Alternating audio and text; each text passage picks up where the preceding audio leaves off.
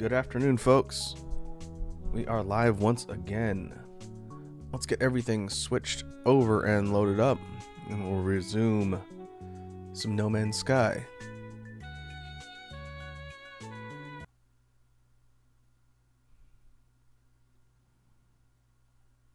Alright, we're running through the usual BGM playlist today. That includes the latest album. So I'm going to put that on in the background.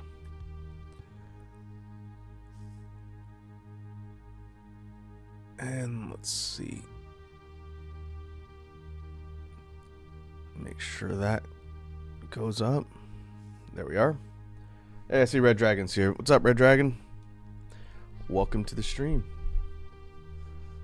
Hope you're having a good Thursday now. Still Wednesday over here, but good to see ya. Get everything loaded here.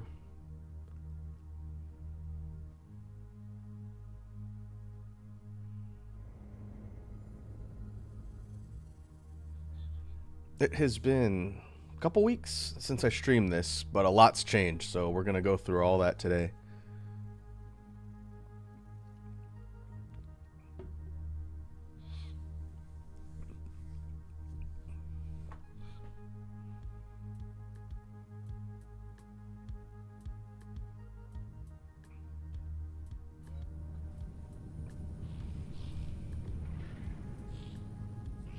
All right. It has dropped us in on our freighter. First things first. You may have noticed that I am now a horrible alien monster.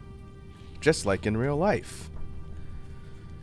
When we last left off in No Man's Sky, I was working through the expedition that was live, kind of timed instance missions that go up every once in a while. And we're doing some of the quests for that, which sidetracked us from the main story progression in the game. But upon completing all of the objectives in that expedition, I got some cool cosmetic stuff.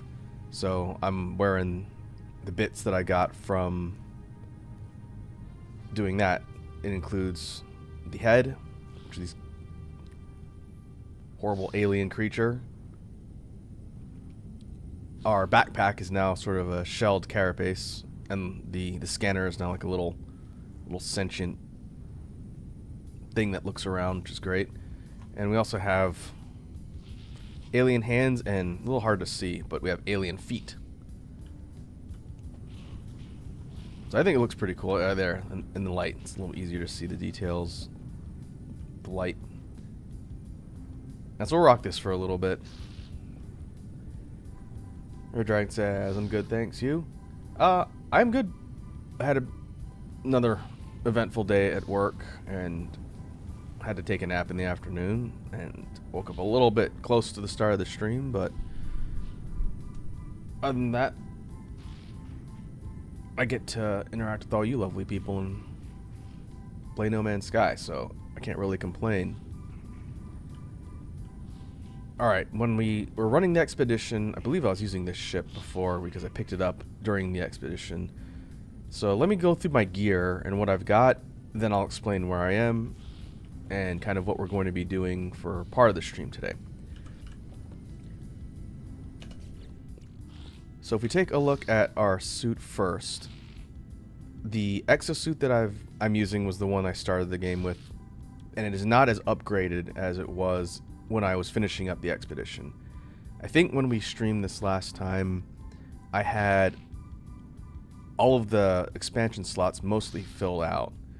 The tech slots are up here for all of our different suit upgrades, and then this is our inventory and our suit down here. But I'm still missing 1, 2, 8, 5, 13, 14 upgrades, and it might be more than that.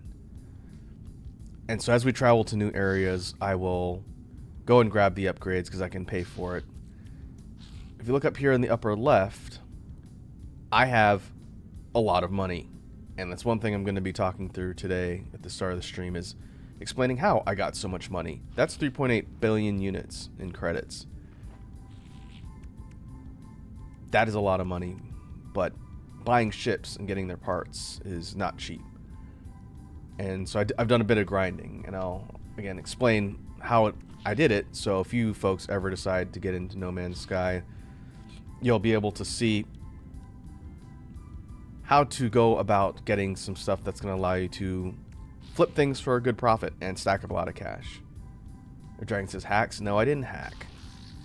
No mods, no hacks. All the stuff I'm going to show you folks is in-game. It just can take a little bit. If you're buying and selling precious commodities, you'll be getting like, tens of thousands of units. But I'm going to go through something that's going to get you money a lot faster. And then later on, when you get access to really high-level resources, then you could sell them in large quantities. But I'm not even there in this save file yet. So we'll look at that. Looking at the Suzumebachi, our ship. This thing is a Sentinel class ship that I picked up on the expedition. And I realized something in getting some of the upgrades while flipping ships, which again, something I will show. The tech grid for this thing is not just 3 by 1, 2, 3, 4, 5, 6, 7, 8, 9, 10. It's not just 30 slots. You can see the little scroll wheel down here. If you get more upgrades for a ship, it's actually 60. There's a whole nother set of rows you can add to the ship to build out tech stuff. Likewise, on the cargo, it scrolls down even more. And so there is a ton of spots for cargo that you can upgrade by getting these ship upgrade modules. You can straight up pay for it too, but that gets pretty expensive as well. And so when I'm explaining how to flip ships is essentially what we're going to do. I'll explain how the upgrades can get you more spots here. So if you have a ship you really like, rather than having to ditch it and get a higher quality one, you can upgrade it along the way, and if you want to stick with it for the remainder of the game. And so the ship's kitted out pretty well. It's got a whole bunch of thrust-based upgrades. These takeoff ones are just kind of efficiency ones for the launcher. But the hyperdrive allows us to visit all sorts of different rare systems now. We've got some shielding, which is good for getting into fights. The main photon cannon type weapon on the Sentinel ships has the most upgrades, but eventually I want to switch towards the kind of burst firing, like shotgun equivalent, just like we have on our multi-tool. The fragment-based positron ejector. This thing does better DPS, but you got to be a little bit closer. You can light things up. This is a scanner or a teleporter. Allows us to beam stuff to the ship, which is nice for not readily nearby.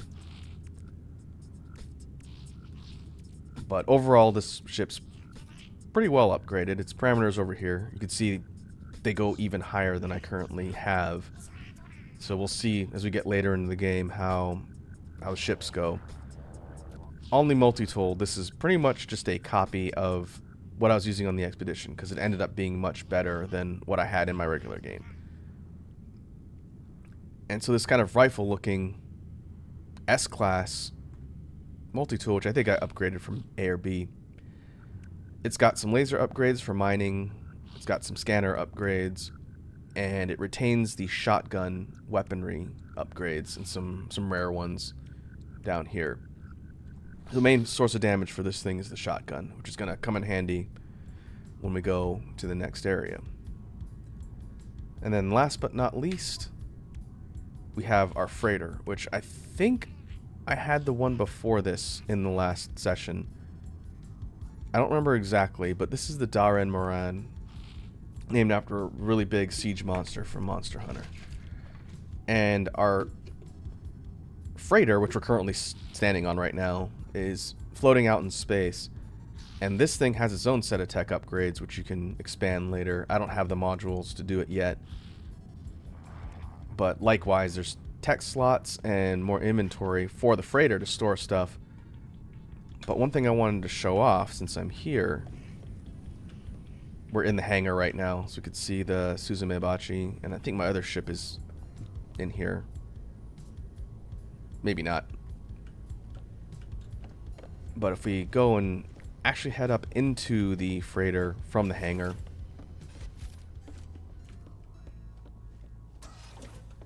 here's the bridge.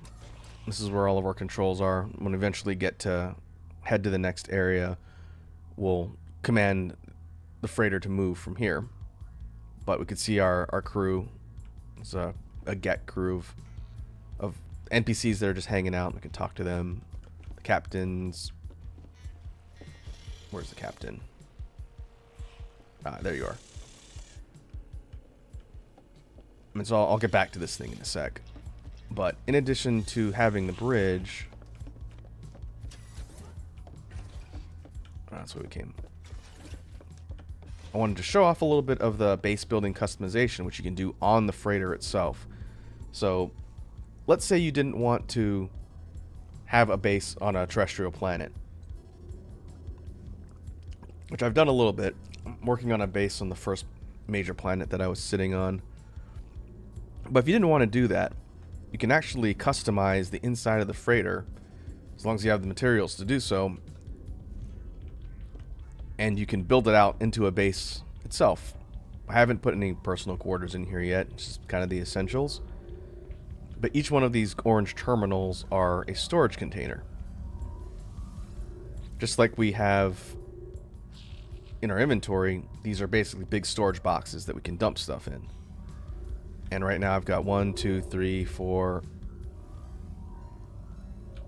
It's not numbered in order, but I've got 1, 2, 3, 4, 5, 6, 7 of these that are located inside the freighter itself, and I can dump precious cargo in here as long as I'm in proximity of the freighter itself.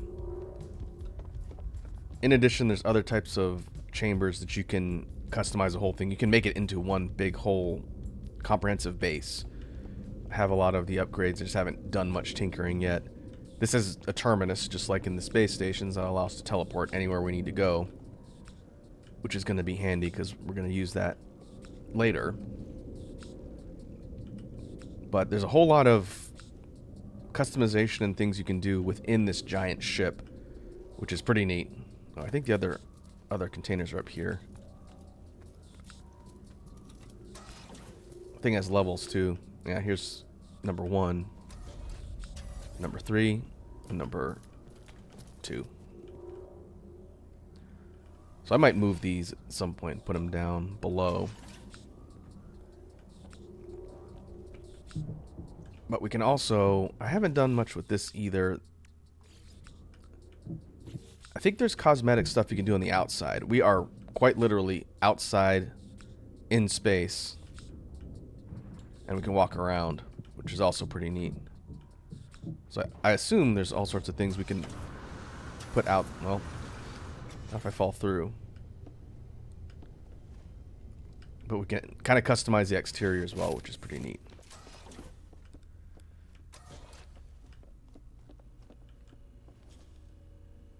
And so we were essentially outside the bridge, kind of walking around. The freighter system's neat. And there's also a whole frigate system that I haven't really got into yet that lets you recruit other ships to have kind of like a fleet, and you can send them out to go do things for you. They'll run quests while you're out doing other things. They'll bring back resources and other things for you, which is pretty cool.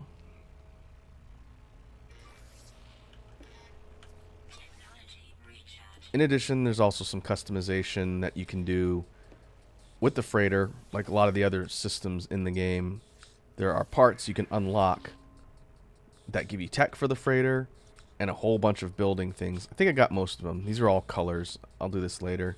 This takes nanites. But there's a whole tree of upgrades and structural things you can build into your giant flying base. And it took a little bit, but I unlocked most of that. But to kind of talk through what I wanted to show you folks, first off, I'm going to show you the strategy I use in order to make a stupid amount of money. And so this is the same star map that we normally have control of with our ship, but now we're reporting our giant carrier freighter instead of just our starship. So the first thing you want to do when you zoom in the star map, and if you go into free explore mode, you can kind of just fly around and look at all the different stars that are nearby.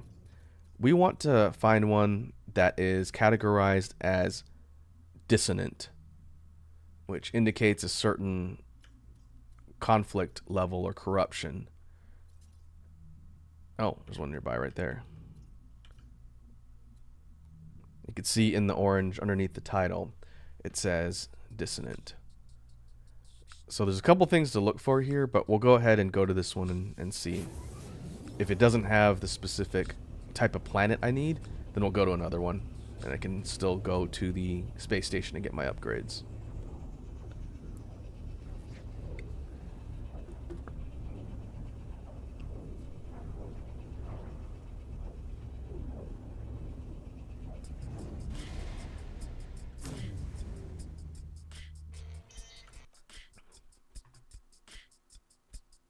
Oh, that's the in-game. Just making sure the BGM's not too loud. Alright. From the bridge, we can take the little teleporter here and it'll port us directly to the hangar. We don't have to trek it all the way through. Once you land in a system, NPC ships will come in periodically. Oh, there's the other one. And they'll fly in and dock. You can take a look at their ships, trade with them. It functions like a little mini space station. But we're going to head up and out. And we want to take a look at the planets that are nearby in this particular system. And here's two right here, next to the space station. So first I'm going to scan them to see what kind of parameters they have. And we're looking for a specific type of dissonant parameter that shows up on certain planets in this type of system. It's not guaranteed from what I can tell. So we'll just have to scan and see what it says. This one has, the larger one has high sentinel activity. That's not what we need.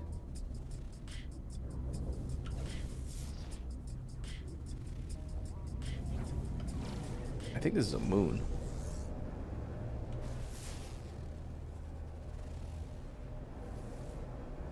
But, oh, there's another one over here. I got a little closer so my scanner pick it up. I need to upgrade the scanner on my ship so I don't have to get quite so close, but it's alright.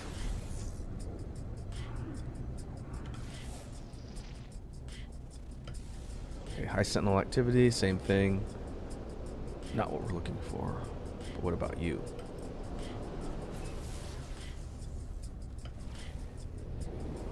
No special parameters. Okay, that also does not help. So, a little bit systematic, but we're going to check each of these other two and see if we have what we need.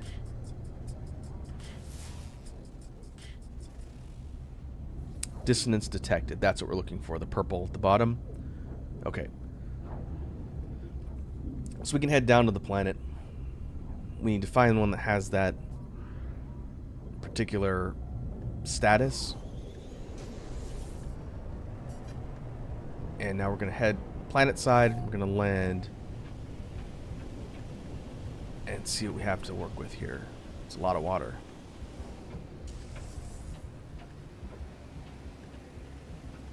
This looks like an ocean planet primarily. Okay, well, we need to find land mass.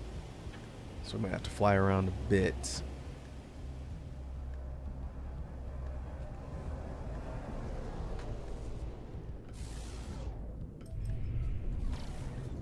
And if we go back into orbit,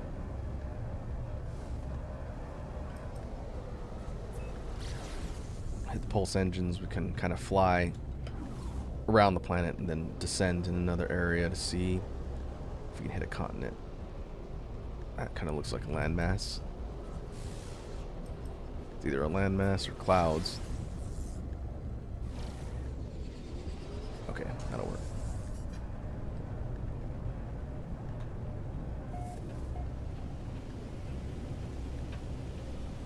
So let's get low down to the planet's surface And there's a couple things to note on a corrupted planet like this.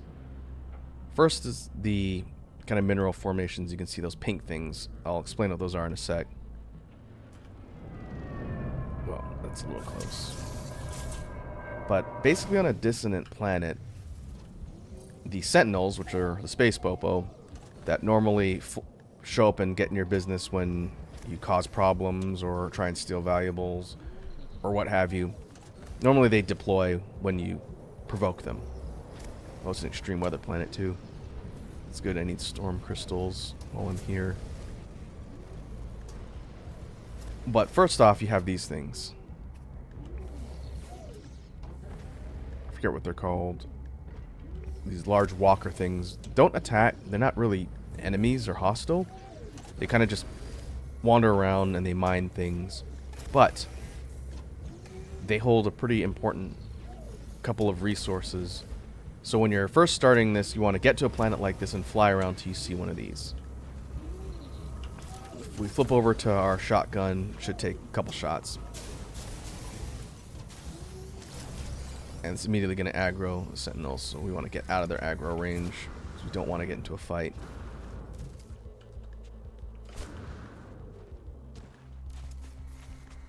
If we get out of line of sight and wait for the GTA countdown to go down, they should. Oh, that's deep. They should de-aggro and leave us alone.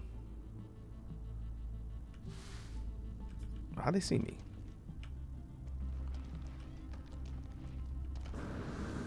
Maybe I can get outside detection down here since it's underground.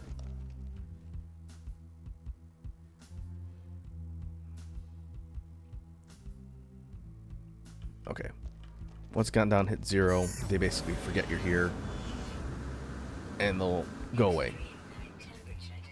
If I antagonize them, they'll come back. Flying spaghetti monster. So in taking out the big walker, it'll give one of two things. It'll either give an inverted mirror, which is something you need, and I believe... Oh, it's a dissonance resonator. That's what the walkers are called. Something you can only get from that type of enemy. Or you can get an echolocator. These are rare. I think the stats, when I looked it up, said it was like a 1 in 5% chance to drop from the walkers. If you go fly around and kill enough of them, you'll get one of these eventually. Let's see. Let's grab our ship first. We're going to need to move in a sec. Once you have an echolocator and you're on that dissonant detected planet, you'll want to go to the inventory, hit E to actually set it off and have it sent out a ping. What it's going to do is it's going to ping the planet and then flag that harmonic detector. The harmonic echo coordinates, which has a unique gold icon like that. That's what we want. Whoa. Okay, gonna be a little hard to see. So we're gonna go home in on that location and try and get out of the storm here.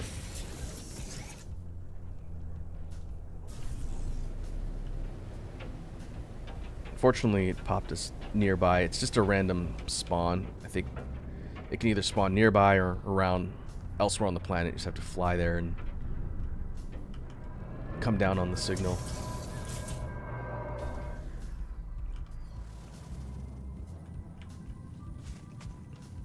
Coming down on the harmonic signal gets us to this sort of abandoned base. It looks like a campsite that's been kind of trashed. There's some wreckage here. Harmonic scrap gives us some random parts or nanites. But the thing of interest here is this thing. It's a little hard to see because of the vignetting thanks to the storm, but it looks like a computer interface. Harmonic interface. What you want to do is go up, turn it on, and it's going to say you can't do anything here. It's locked. So there's a little bit of a mini game here to hack this thing and get access. So it'll say rejected. You click scan memory registers, and it'll give you the sequence of numbers. And so it'll say, usually it's a small equation. This isn't a difficult puzzle to solve. So 7 minus 1, 12 minus 1, 2 minus 1. Just do the math. So 6, 11, 1.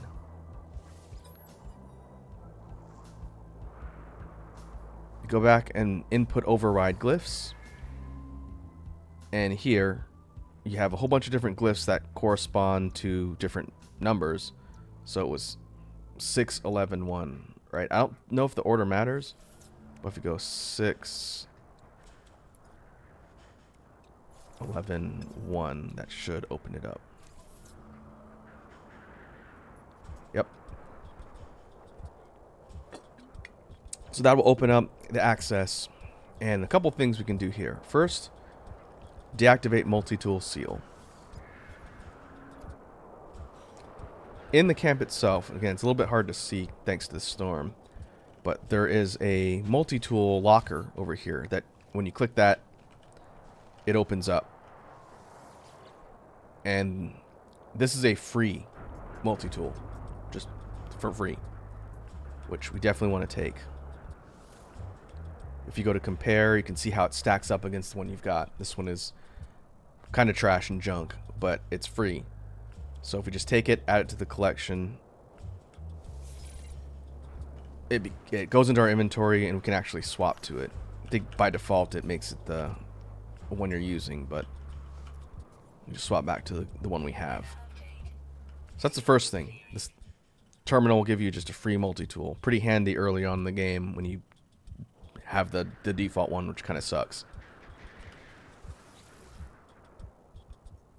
The second thing you want to do is this one, locate dissonance spikes. And I'm going to do something first here that I highly recommend if you're going to be trying to make some money. And the first thing is to establish this spot as a base.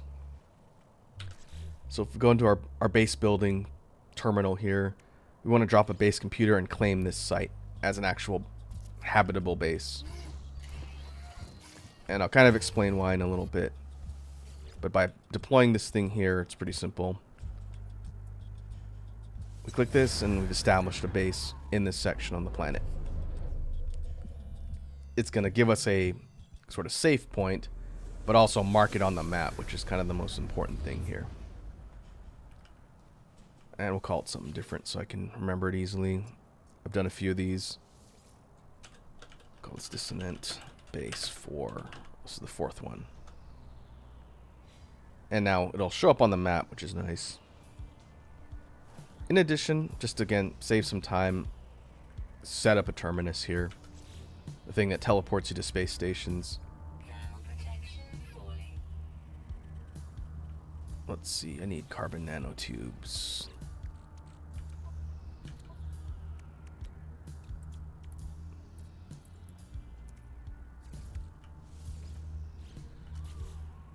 Put that, doesn't really matter where, just put it kind of in the middle. And then just like in our base, which I think I showed off at one point, we need to power the terminus. So a biofuel reactor is pretty easy to craft. It's just oxygen plus metal. And then we could throw some carbon in there to start it, and then wire it to the terminus to turn it on.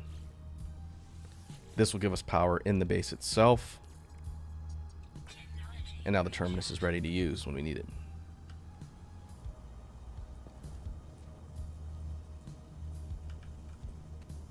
Yeah, okay, that's good to go. So now that we've got everything set, if we go to the harmonic interface, and again, I know this is kind of a long process, but once you have all the stuff set up, it does not take very long to repeat this over and over again. We're going to click Locate Dissonance Spikes, which is going to ping. And now it's going to find a wrecked Sentinel ship on the map. It's going to randomly spawn one.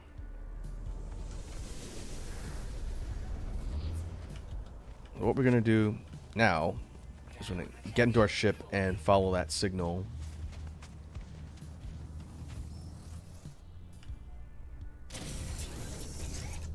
Oh, there's another dissonance resonator right there. Just chilling.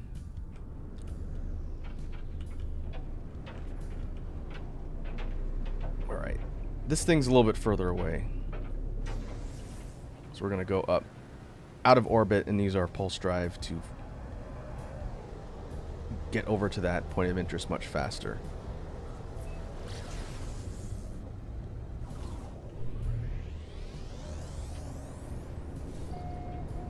Oh, looks like it's on the coast near the water. It just randomly generates these when you run that prompt at the terminal. It'll be somewhere around the planet. You just have to find it.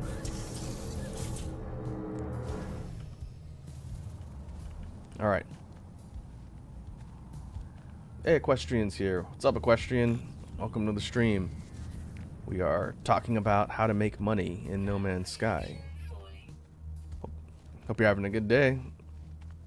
Welcome, and feel free to hang out.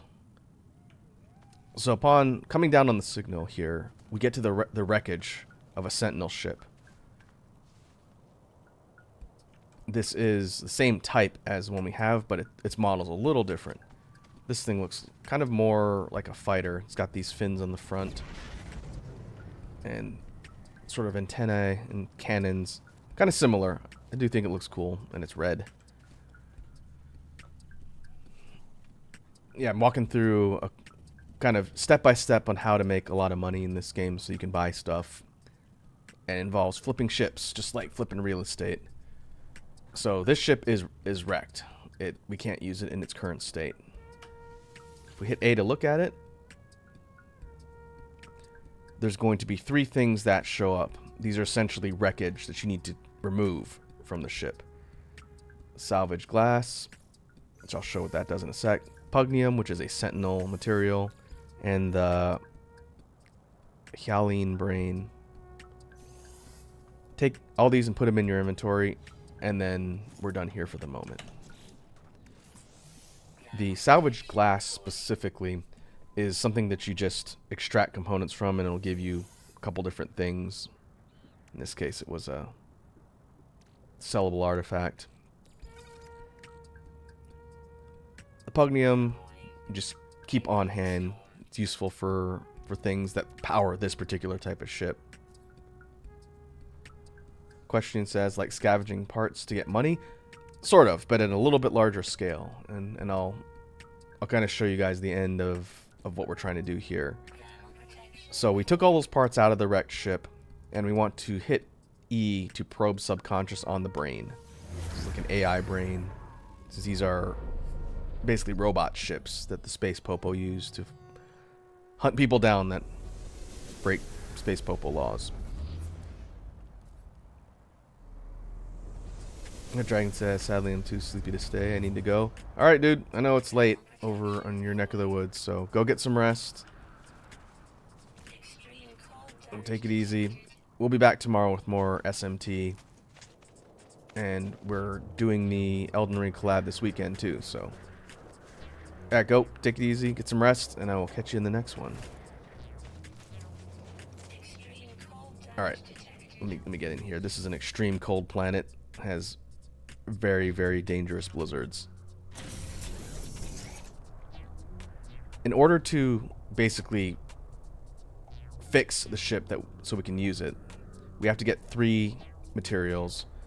The first are the pink crystals you see lying around the map. They're called radiant shards. Ooh, stone crystal. Oh, I didn't want to do that. It's cave. Oh well. I'll go grab a couple of those since they spawn randomly nearby. Yeah, this is an extreme cold planet. You can see when there's an active storm, it just tanks my environmental protection. And I gotta be careful, because if it dips too low, I'll start taking damage and I will die.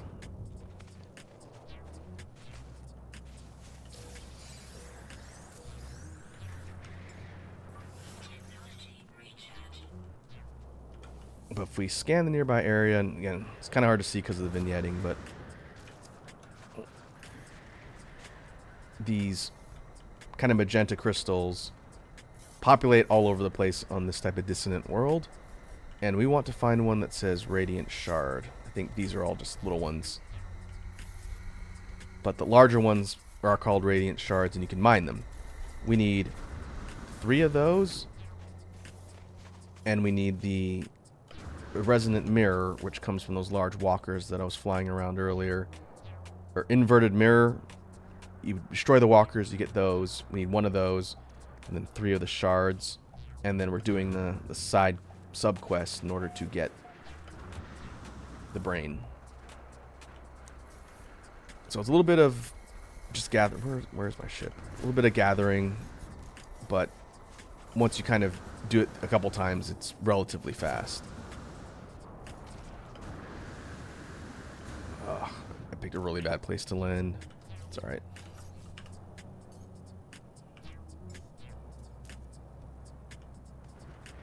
We'll just resummon our ship further out.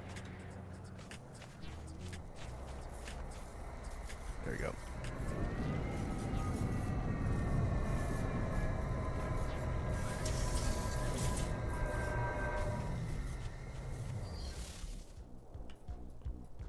Okay. So the site we're going to should be over here. No, that's a salvage site. So activating the brain gives us another site over here, which is called Ancient Site. Randomly generates when you trigger that. And usually fairly close by. You should be able to pop over just a short distance in the ship without going into space and flying around. Fortunately, it is difficult to see because of the blizzard. But if we land nearby...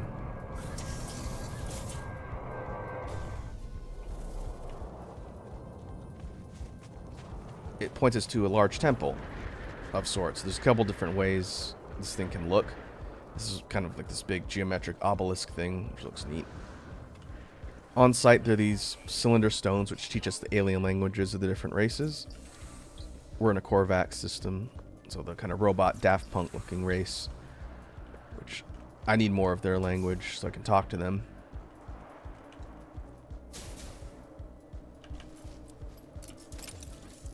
And that should be a shard.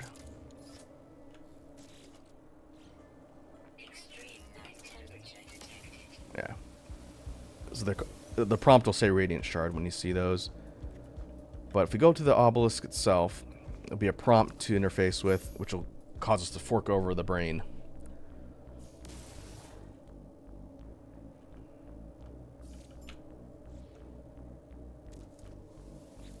And if we do that, there'll be a couple prompts talking about the brain that we're holding. If we present brain, it will basically become attuned to whatever this thing is. And now it's activated. It will become a harmonic brain. That's the last component we need to be able to unlock the ship we found. So if we go back,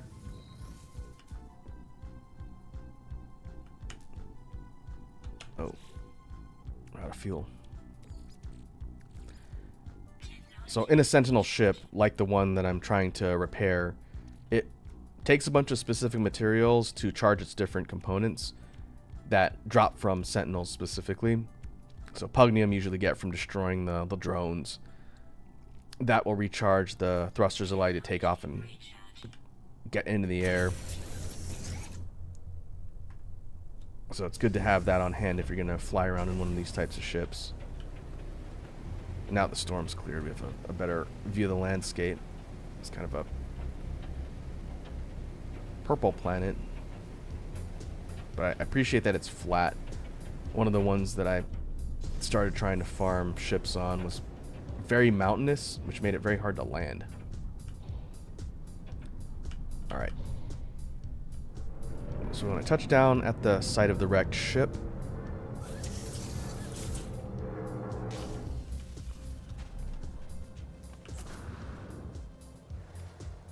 the question says, that is a majestic view. Yeah, it's a little bit, again, hard to see because of the weather distortion, but the vistas and scenic stuff in this game are pretty crazy with the recent updates. It was good before, but they added even more variety to the way the world gen works. And so you get some planets that look really kind of freaky and alien-like. Some are barren and just a void. Others have really lush environments like jungles or plains. Quite a bit of variety across the different worlds, and there's thousands of them, I think. So everyone's experience tends to be rather unique when they're playing through this game. Alright, so if we interface with the wrecked ship, now we have all the components needed in order to repair the interface. So we click on it. Now the ship is pilotable. This is a C-class Sentinel ship with a moderate amount of slots. Nothing really that fancy. It does look cool though. If we go to compare, this will compare its stats and overall gear, slots, and inventory against what I'm currently flying over here on the left. And we want to claim ship just to add to our collection. Normally you have to buy ships or completely repair ones that are broken like this. But once you do these 3 steps, you just get it for free. So if I go to claim, now I own this ship. Our old one, it's still sitting over in the distance. And nothing will happen to it. But our primary, if we jump in, will become this new red one. So now we need to get to the space station and sell this thing for cash. It comes fully functional with a pulse drive and launch thrusters, but no hyperdrive to go interstellar, which we don't really need. We just need to be able to get back to our base. So we zip across the planet, fly all the way over, and then touch down at the base we established when we landed here earlier. This thing is slow and it handles not so well because it doesn't have any upgrades.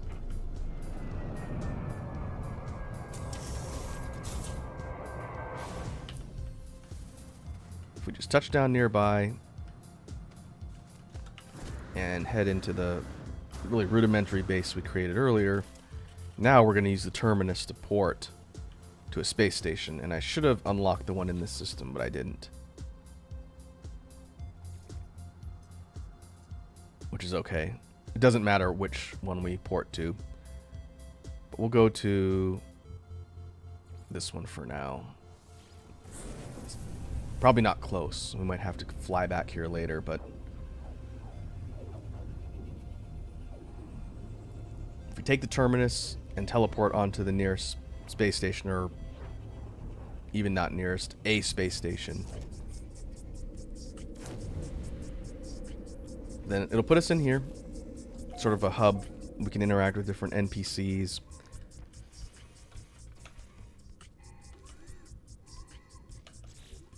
And make sure I have enough space.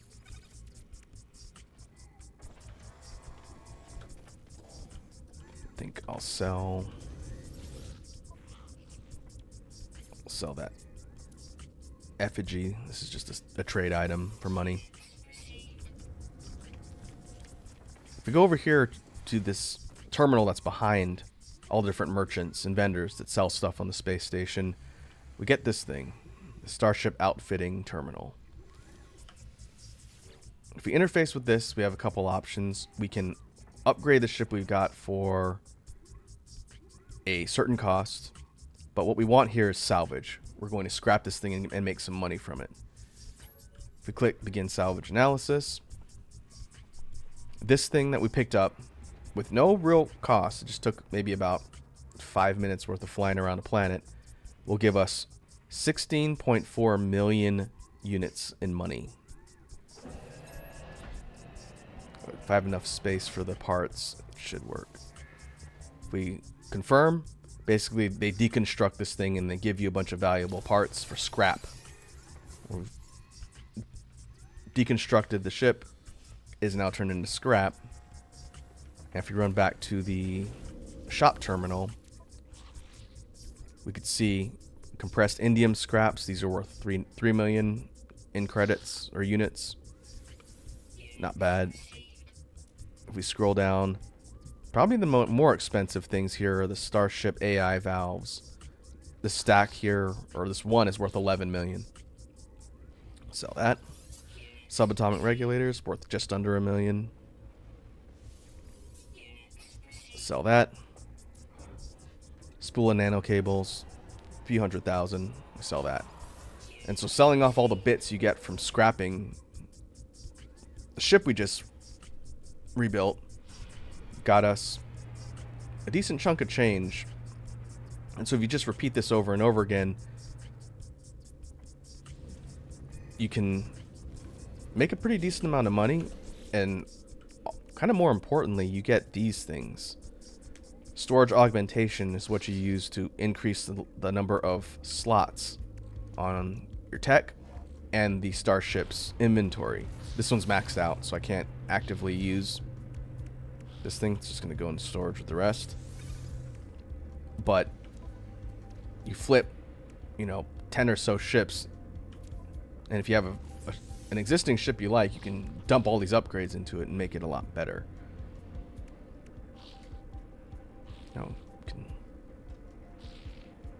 I know you could spin the camera view of the ship there. And if you go back to the planet, which I'm not going to do right now because I don't really need to be there. If you port back to the camp you established near that terminal, you can interface with it again and have it just search for another crashed ship on the planet and just repeat that forever. Oh. Is that an exotic? That's an exotic. Hold on. My original ship just automatically appeared here since you can't be shipless. And I think if you have multiple, it'll use the one you were using primarily. But that is a really funky ship. And I think I'm going to buy it. I'll show off how the ship salvaging for parts works versus for cash. So let's take a look at what you're rocking here. That's an S-class. Wow. That might actually just, well, an S-class exotic. The exotic types have this weird sort of pod shape, and they have a whole bunch of different combinations of features they have on them, which are pretty cool. But we're gonna buy this. How much are you charging for that? S-class, you're selling it for 20 million. For reference, my total of cash is outside the bounds. Here's why it scrolls. That's 3.8 billion in credits. I did some grinding. That's why I have so much money. And I primarily did it flipping ships like this. But I definitely want that. So if we buy and add it to our collection,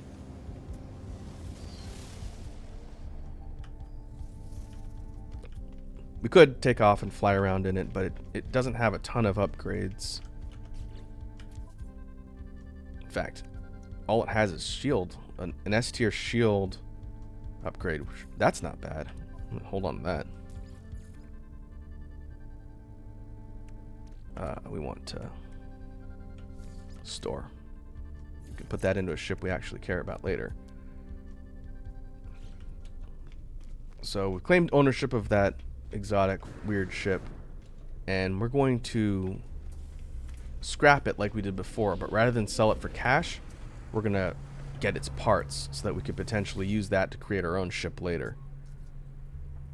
So interface with the customization terminal, go to salvage analysis, but rather than go for scrap, oh, we can't break an exotic into parts? They don't have the ability to do that yet. Oh, interesting.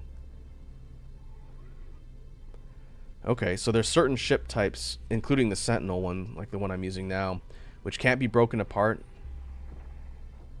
But I imagine they'll add that later. So, we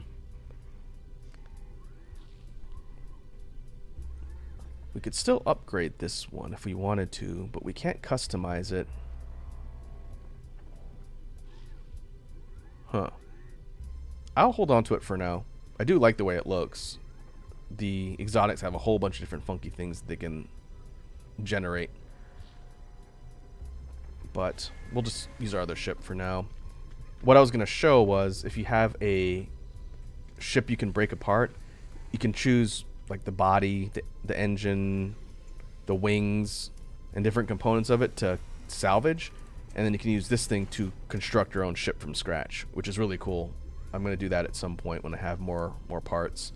So if you see the NPCs flying around in a ship with bits that you like, you can buy them once you have the money, and then scrap the important bits you want, and then build your own custom ship later. But for now, we'll just let that one sit in our hangar. Maybe I'll upgrade it later. Forget the specialties with the exotics, but they do look cool.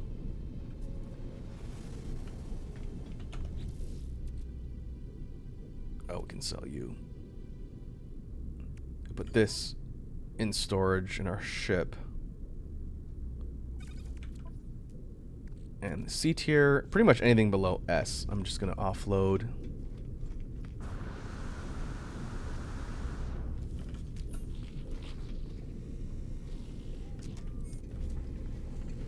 And actually we can get rid of our new multi-tool as well. That should yield something really valuable. So up here on level 2, we have a bunch of vendors that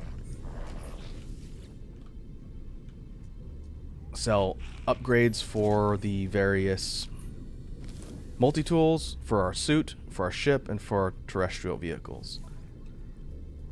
And you don't have anything terribly useful at the moment. So we're just going to sell that.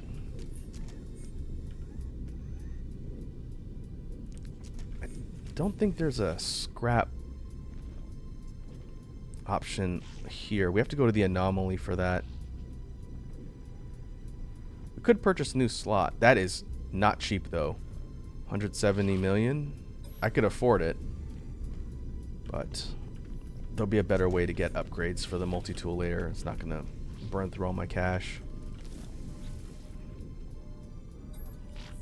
This vendor sells installable tech upgrades for ships, which is pretty useful. Positron. Okay, finally. Definitely want that. That's the shotgun type weapon for our ship. So I'm going to grab a couple of these S-class ones just to hold on to for now.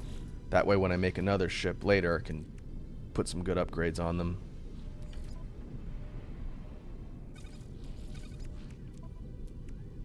Now that should go there. So that synergizes with the other upgrade tech pieces that are placed here. The base one up here is the actual weapon. These two are things I've found, and if you put them adjacent to each other, they get this bright border, and that means there's a synergy boost for having similar types of tech installed in adjacent slots, which is good. And so that ups fire rate, heat dispersion, and damage a bit for our shotgun weapon. That's handy. Alright, now I want to show off another feature of No Man's Sky, which we haven't seen on stream yet, because I didn't have access to it.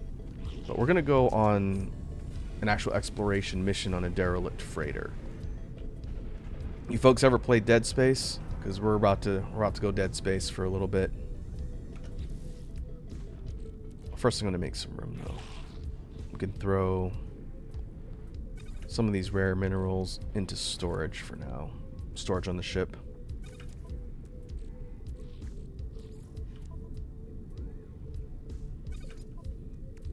And definitely don't want to get rid of those storm crystals. Those are valuable.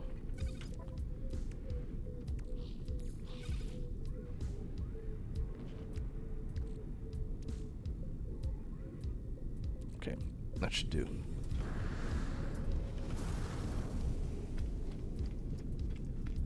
What I'm going to do is get into my ship and we're going to fly out into space. This is kind of a on-the-spot instance that generates. It doesn't have to be in a specific area. So if we go to our inventory, there's this item that we can buy from the scrap dealer. I should have shown that off. I'll try and do that next time I'm on the space station. But the emergency signal scanner, if we use this, it's going to generate an instance. I think there's a couple different ones, but we want it to search for a derelict freighter.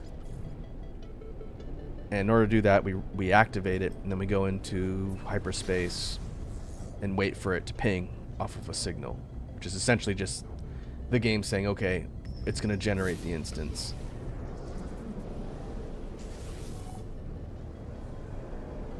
And just like that, it's generated a derelict freighter. So kind of like ours, this is one that's been abandoned for some reason. And we're going to go figure out why. On the top, there's a landing beacon in order for us to actually get onto the surface. So what we'll do is we'll land here and we can actually disembark.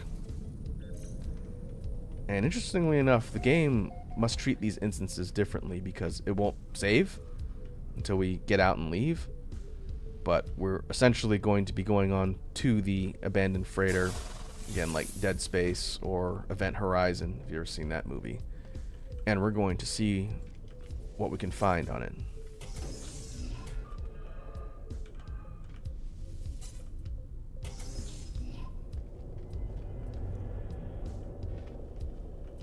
First off, everything is locked down because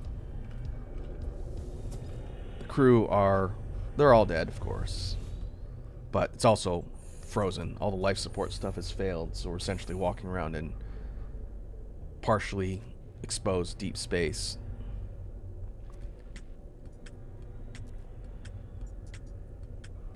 But we want to restart internal gravity, turn the systems on so we can walk around and actually explore. Restart hazard control.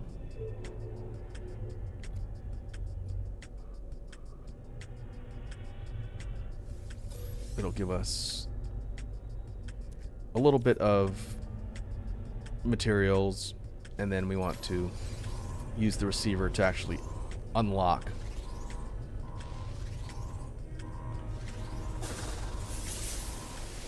the main door. There it goes.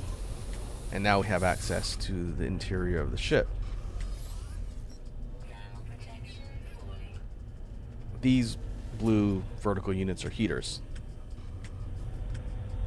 which is good because it's so cold. And we have to keep an eye on my hazard protection because we don't want to freeze to death.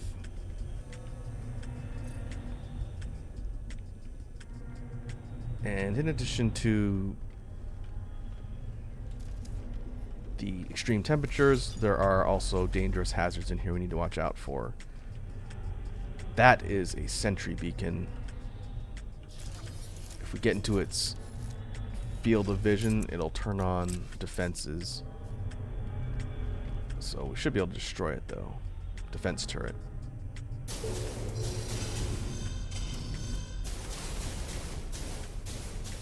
There we go. The first time I ran one of these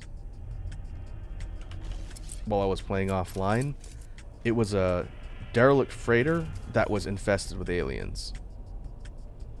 So just like aliens, walking around, there was hostile alien life forms I had to take out.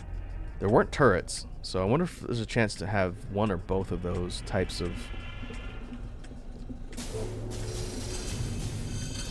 hostile forces on the ship. I guess we'll find out.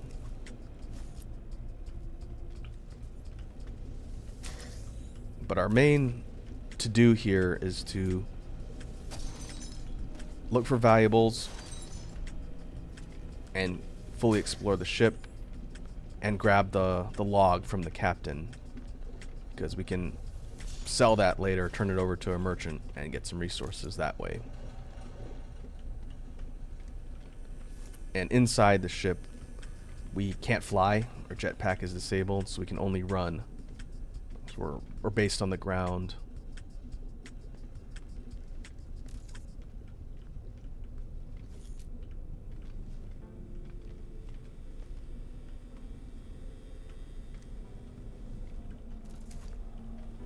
And I don't think there's a map feature, so we have to kind of just systematically explore everything.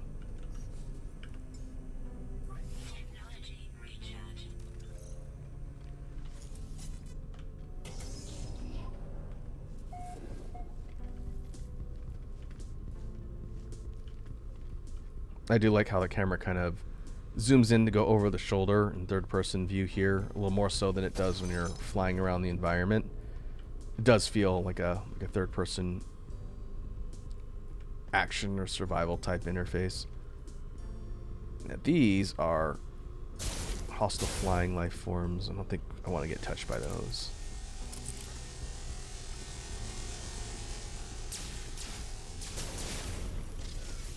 Sentry pods.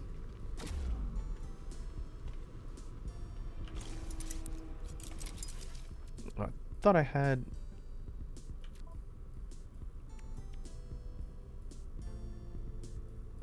Huh.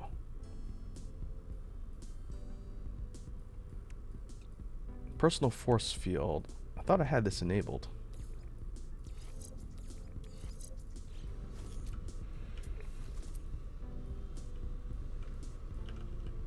Maybe not. It's a little shield that pops up that'll block incoming damage, but it can't be used at the same time as my paralysis grenades.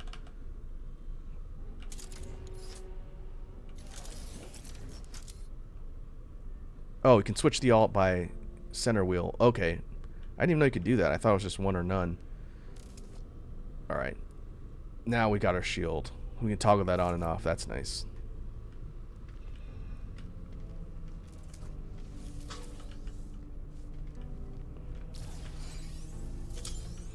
Walking around, there's these little cases, there's the bigger crates, and there's these kind of locker looking things.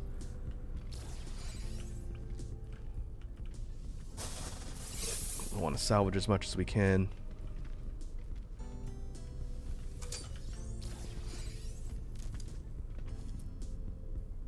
And that looks like it goes deeper in.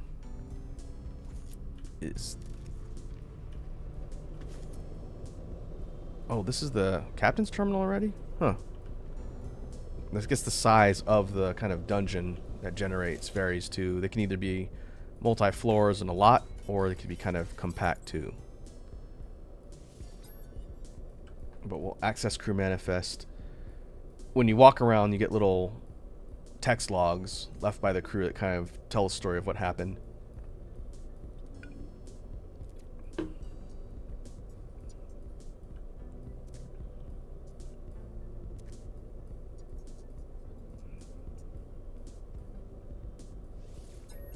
And this is giving some info on the crew itself.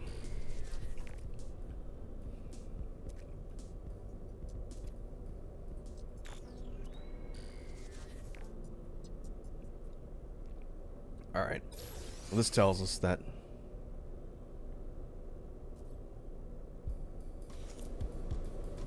the crew were posted in different parts of the ship, but the manifest is what we can turn over to a vendor later. We'll keep a copy of that.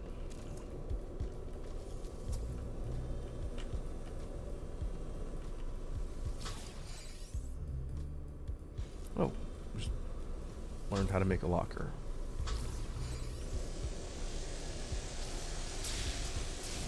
Hey.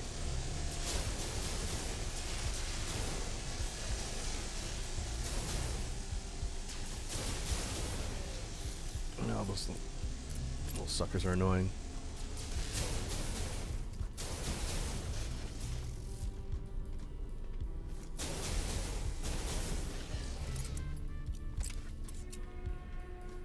Fortunately, they're not too difficult to take out, but we'll chew through my shields pretty quick.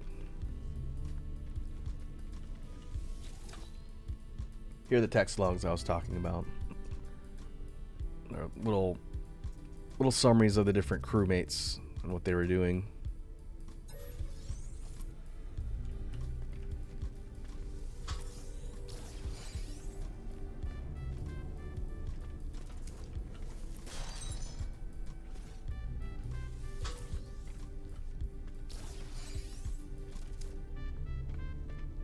Okay, did we come...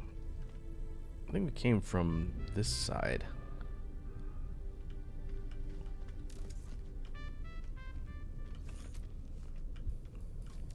Do we want to explore all of the alternate paths?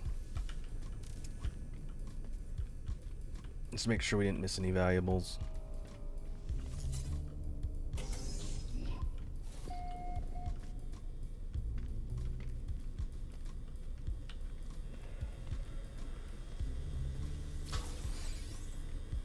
Hadal cores are... It's like a crafting or trading item, I think.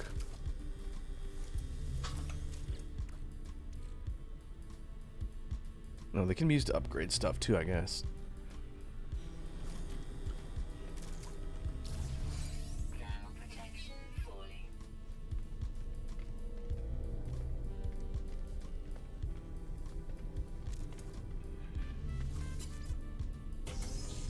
Okay, let's keep going.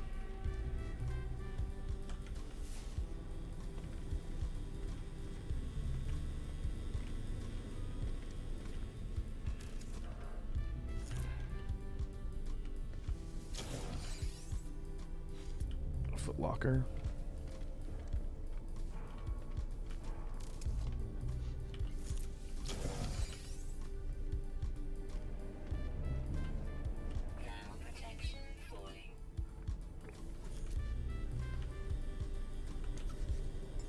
Nope, hazard protection's getting low.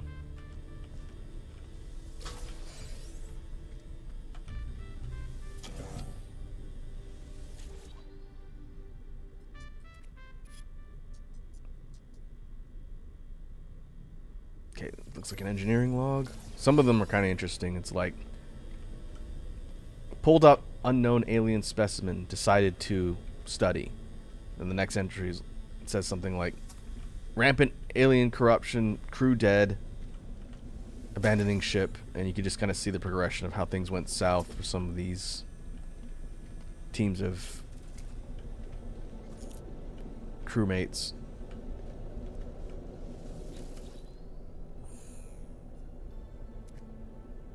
Okay, we need captain's DNA. Captain is most likely deceased.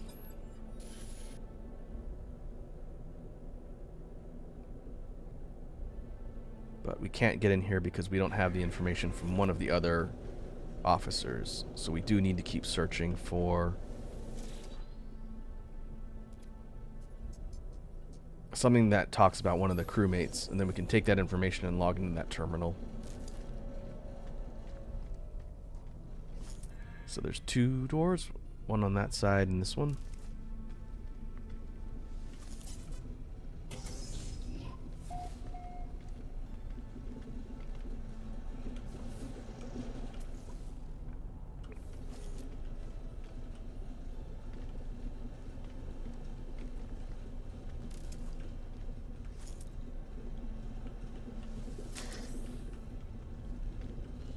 And then free nanites.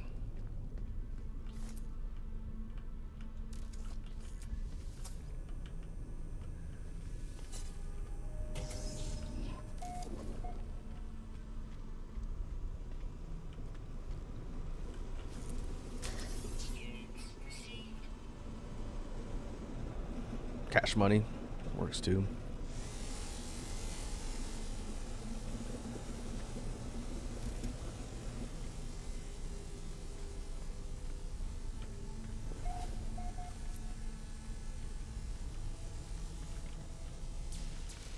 Okay.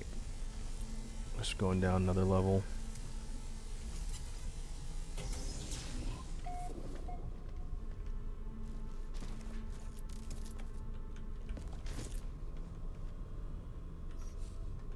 By scanning the area, it'll show us points of interest, and little signal icons point to the log exhibit. The log snippets. That's what we need.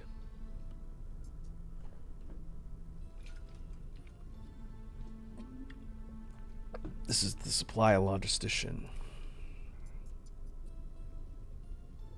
Personal bioscan last detected 13 days ago in the emergency teleporter. 1 others present. Biometric readout indicates entity infested. Yep, that's always how it starts. 1 minute you're hauling one of your guys back on the ship with something wrapped around his face. Next minute, everybody's dead.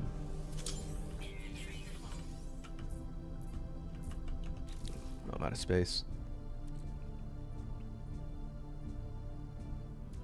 Okay. These slime things we don't really need.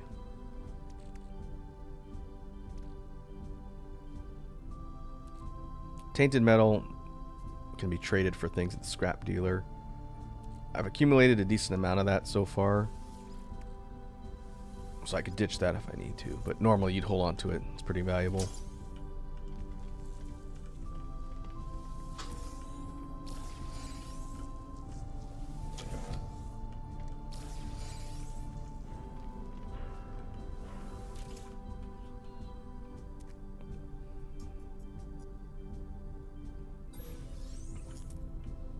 Okay, that didn't give us anything further.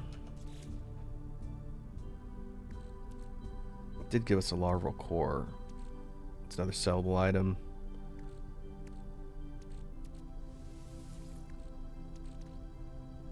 Bundle of ancient kernels. A lot of these are sell items, and they don't stack in a lot of cases. So I'm just going to ditch those.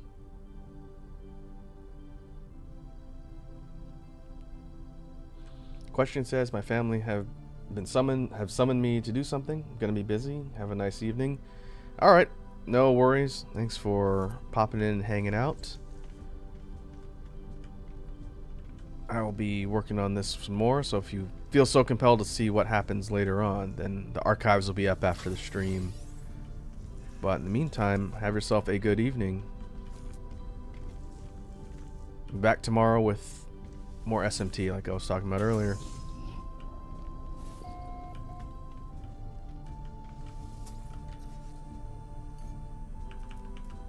Alright, environmental protection is getting tanked.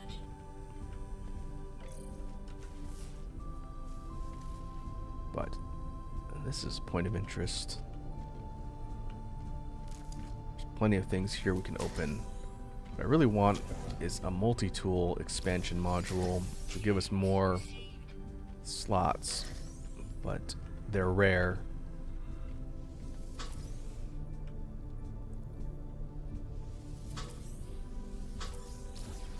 Superconductive fiber. That's a sell commodity too, I think.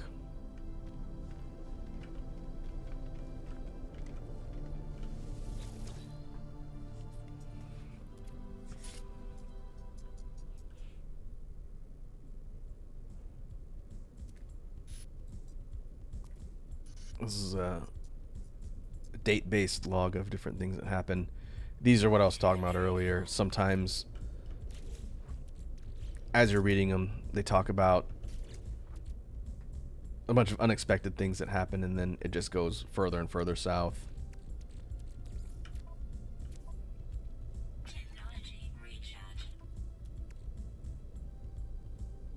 Let's see. I can't. No, I'm out of range of my ship. I had to put the teleporter thing on there at some point, so I can beam stuff back to my ship and not have to worry about running out of space. But some of these things I don't actively need.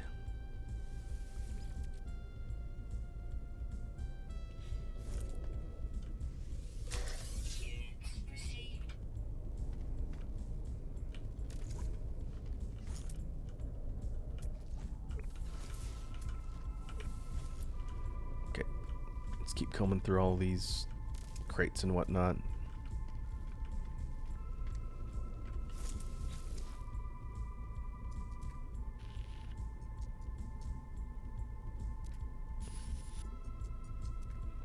We're looking for the captain's log. We have not found it yet.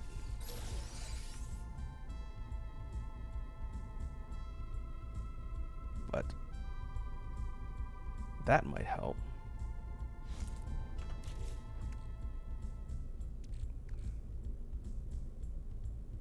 That should be able to get us into spots that we couldn't access before.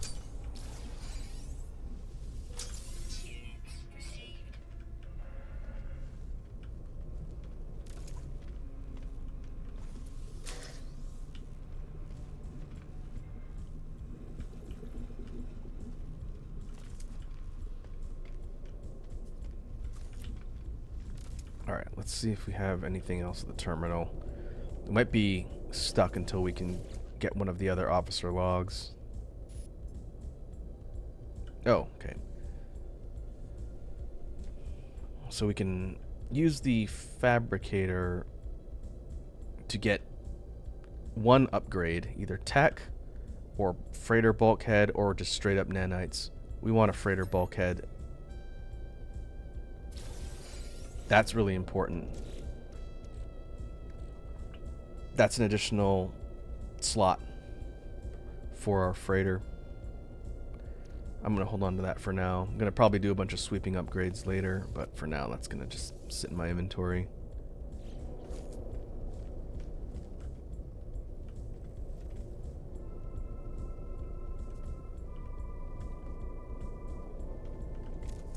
We can try and find the captain's log before we peace out of here, since there's still some sections we didn't explore.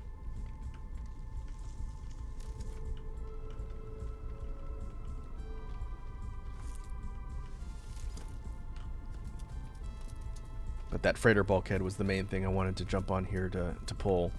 That way I can use it to upgrade stuff later.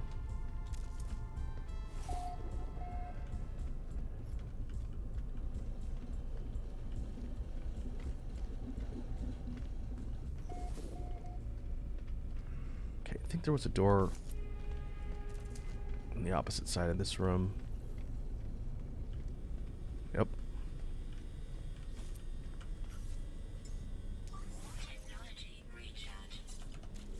I have to make some more of these batteries.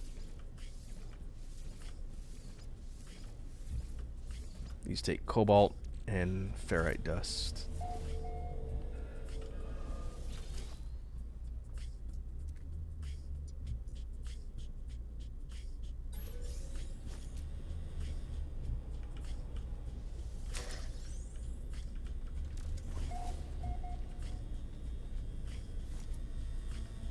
Okay, I think we're done here. There was a couple more doors, one level up.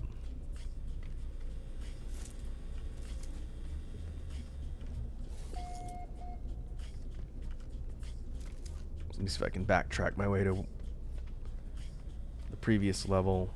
We'll take a look. I think I picked up the object I needed the most from here, which is the bulkhead upgrade. But if we can get the captain's log, we'll have pulled everything of value from this particular encounter.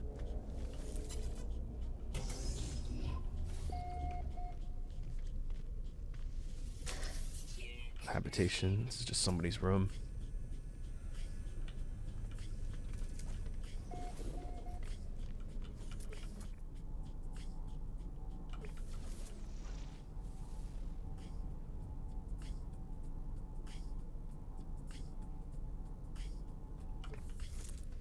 I wonder if it'll show unopened doorways.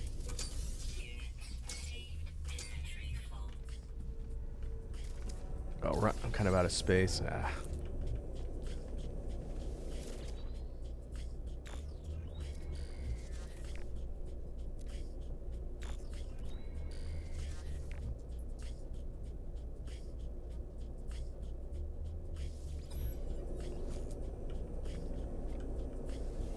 Okay.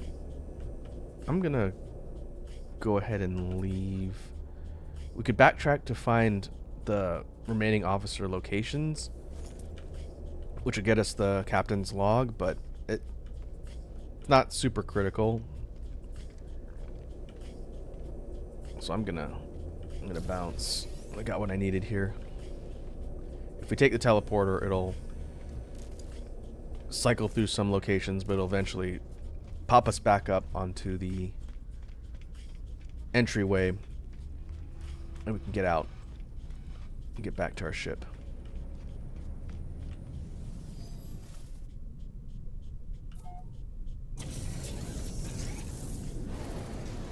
And I'm going to port to a new system. That way I can get that upgrade.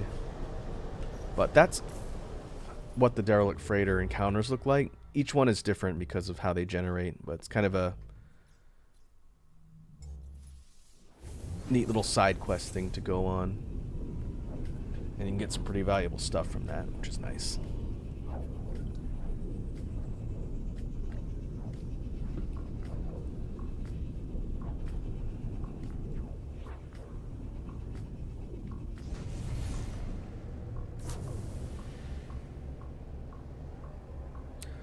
Ooh, there's a pirate encounter here. I've not managed to beat one of these yet. Let's give it a try. This is a Dreadnought. This is a big pirate class ship that's attacking civilians. So let's see if we can actually take it out. We've got to go in kind of Death Star style and take out the shield generators.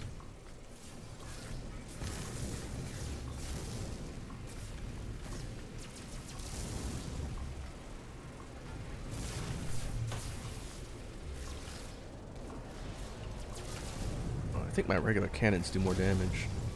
I guess they do damage faster.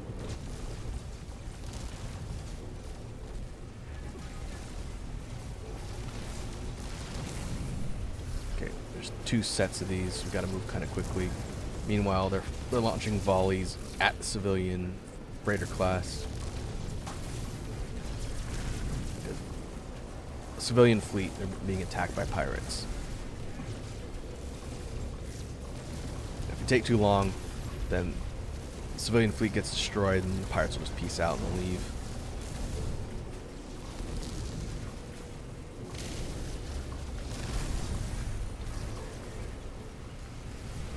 Okay, there should be another set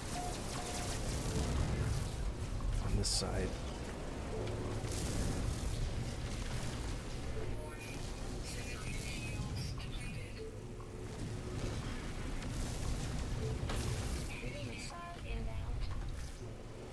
That's not good.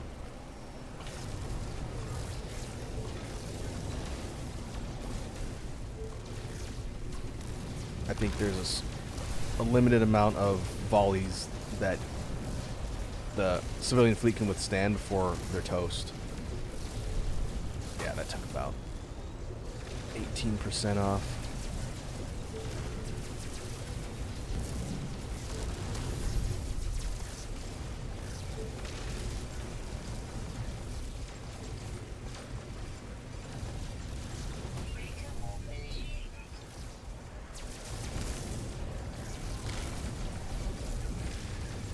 Took out the shields. Now, you can actually target the Dreadnought itself, but don't have a ton of damage output, which is annoying.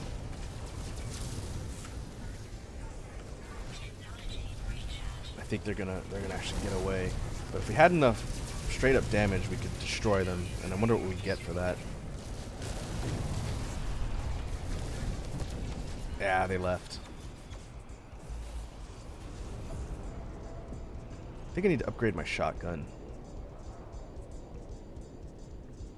Oh, and they took out the civilian fleet. Great. It's a total loss. Wonderful. Oh well. Keep upgrading our ship. Eventually we'll be fully geared to be able to take out a big pirate carrier. But we'll go into the nearest station and we'll turn over the stuff from the derelict ship and get some rewards.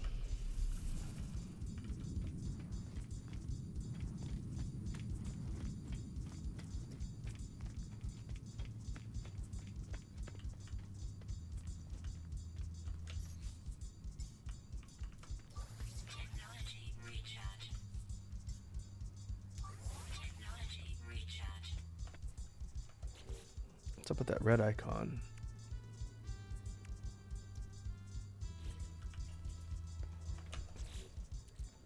Normally, that's when your tech's damaged. Doesn't look like my tech's damaged, though. Same with my ship.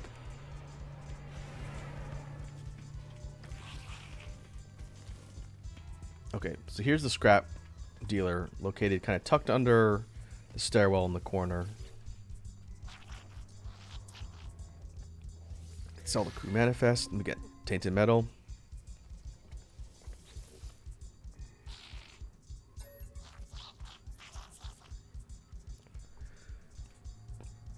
And if we look at old scrap,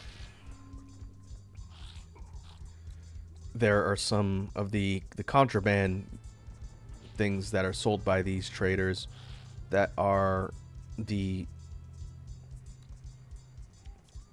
different type of upgrades, but you roll kind of a random chance for them to be either good or useless. So I'll take your tech and arms things, just in case they're decent. Ooh, suspicious launch thrusters. Ah.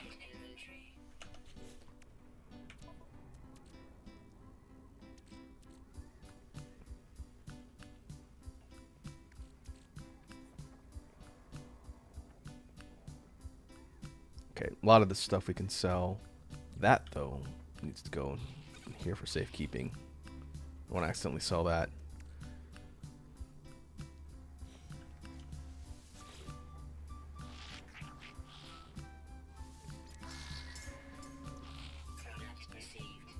But launch thrusters could be useful.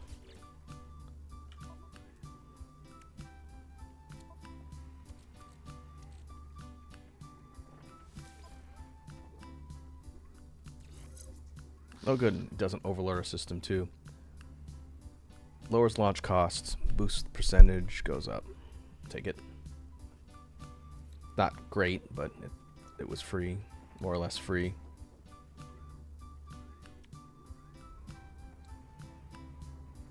It's a little bit better than this rank C one for now.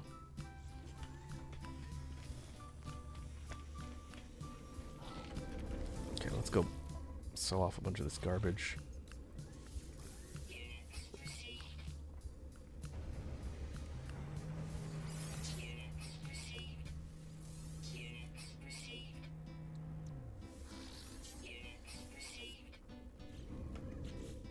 Keep the storm crystals.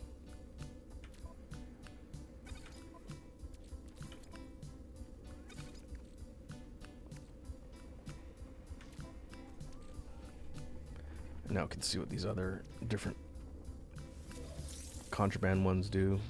Infraknife, that's a type of weapon I don't have equipped. Movement module.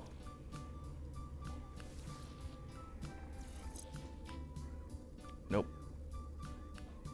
Can't slot that in. If we have too many of one type of piece of tech, it'll overload everything. But let's see what the percentages are. 126, 30, 47, 42. Okay, that's better than this.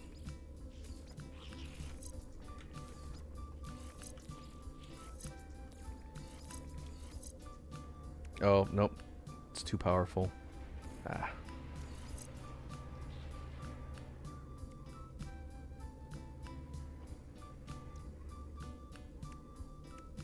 Alright, well, we can't throw that on.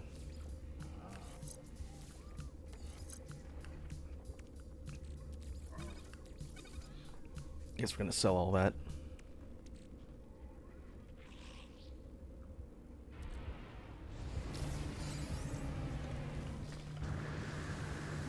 What we'll do is we'll sell off some of our extra stuff, and then we're gonna go over with the anomaly.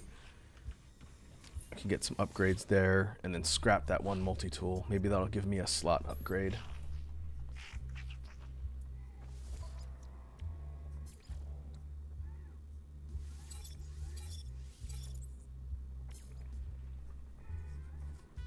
Ooh, S rank mining beam. That's useful. S rank scatter blaster. That's my shotgun. Both of those could be useful if we've got the capability.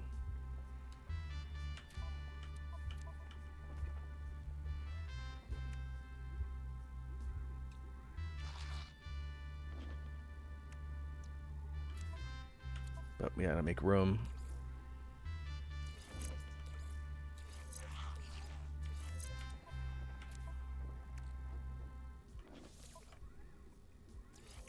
Nope, that overloads it. 3%, 11%, 20% reload time. Actually, 20% reload time I think is better. Clip size plus 8.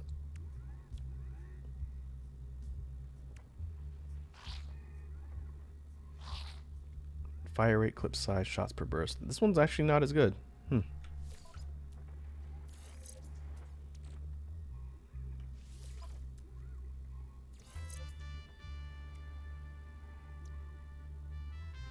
Overheat, downtime, mining speed. Oh, that's way better. So I wonder if I can take this off. Got to kind of shuffle things around to see if it overloads your tool or not.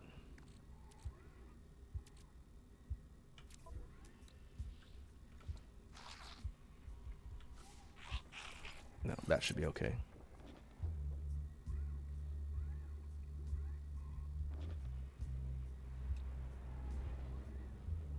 Wouldn't mind getting some upgrades for this, for my paralysis mortar.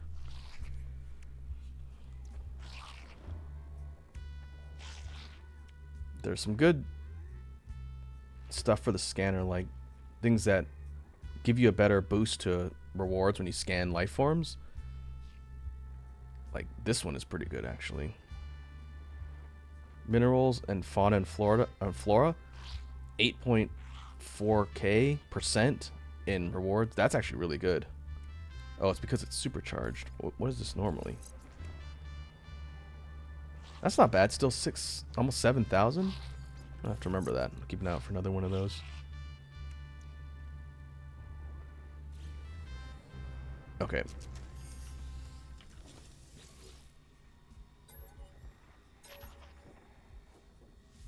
I already talked to you. Yeah, but we can get this. There's always one viable upgrade for your suit on a space station when you land. So we can grab that, and we can grab one for the anomaly for calling it into this particular system as well. Ooh. The wings on that fighter kind of look cool. Very TIE Fighter-esque. These are gull wings. The body's not bad on that one, too. I'm keeping my eye out for a fighter main body. It's very pointed, but I haven't seen one show up in the system yet.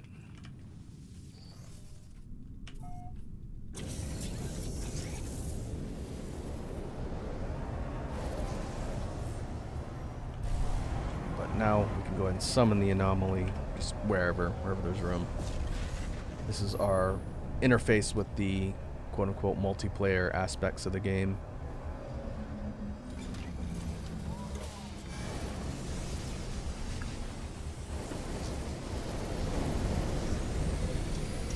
You can see some of the really cool ships that other players out there are rocking.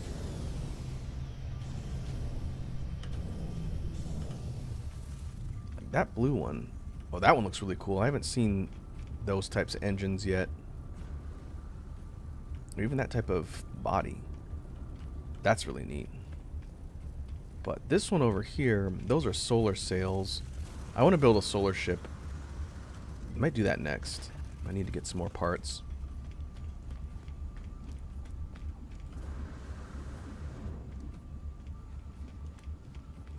Here on the anomaly, you can see other players running around, and we can engage in multiplayer missions and stuff, which I've been chipping away at because there's a really involved quest line that requires buying an item you need a ton of the quest currency for. Depending on when I stream this next, I may have done that by then. We'll see. Okay, there's these two. I need the multi-tool scrap vendor, which is up here on the left. I didn't even realize this guy was here. But this character says some random stuff to you, but this terminal lets you scrap multi-tools. But we need to change our primary over the one we want to ditch first. Do not want to ditch our primary. That would be bad. But this one, pretty useless. We should be able to scrap it for money. And it should give us an upgrade for it too.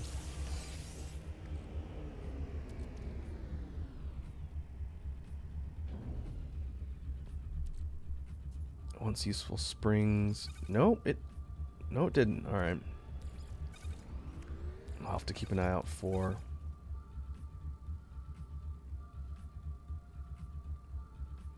something else that'll give me that there is an equivalent to these things for the multi-tool that just gives you a new slot, and that's what I need. But this one might not be bad.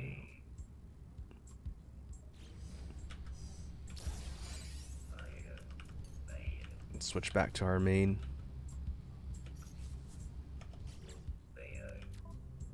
I think it's still going to overload, but we'll test it and see.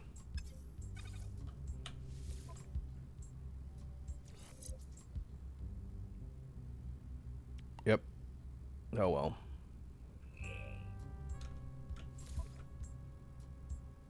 One thing I can do,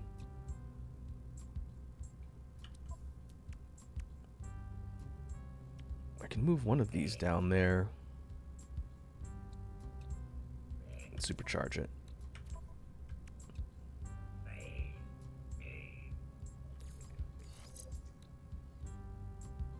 37% reload time, fire rate, damage. Yeah, that's pretty good.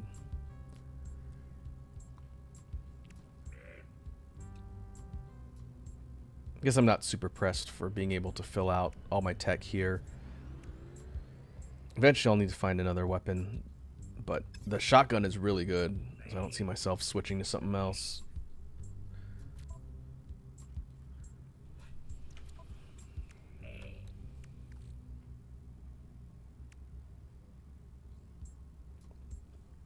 Alright, still, we can sell most of this other stuff.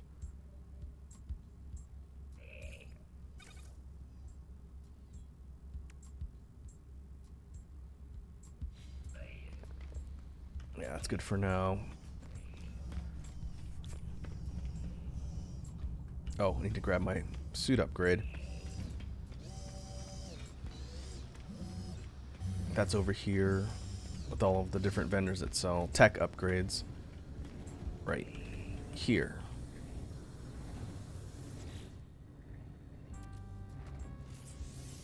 We can grab another one. Oh, there is another row. Oh. I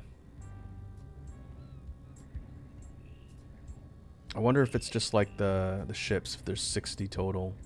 Or this is 1, 2, 3, 4, 5. Yeah, 5 by 3 or 10 by 3. 60 total? If so, then that's a lot of upgrades. I think I'm going to do inventory for now.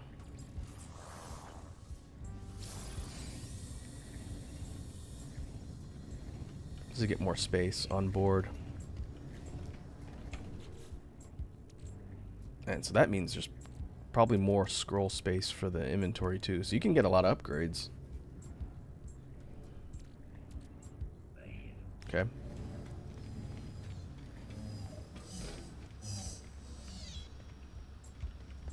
Guess it pays to summon the anomaly every time you port to a new system. You can grab an upgrade from here, and you can grab an upgrade from the space station in that system. So as long as you got cash, you can continue to upgrade your suit's slots. Actually, I'm gonna change my mind. Rather than port back to a place I've been, I'm gonna... Actually, I'll port to my freighter, and we'll go into another system and grab some more upgrades.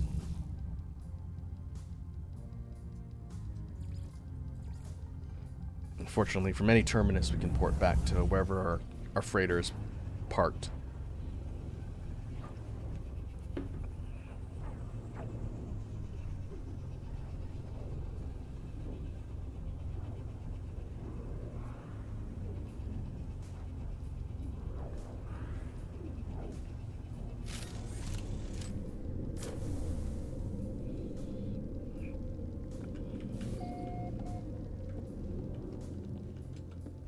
And from here, we can access the warp map. We could try and find an outlaw system. I don't think I got a chance to show that off last time.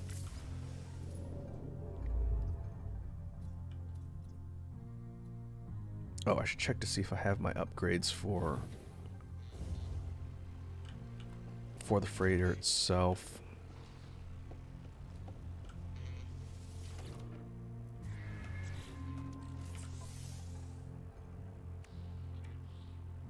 Oh, we need indium.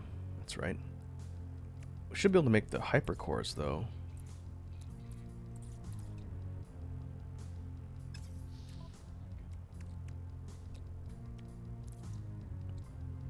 We need antimatter, and that's what we need the storm crystals for. That's right.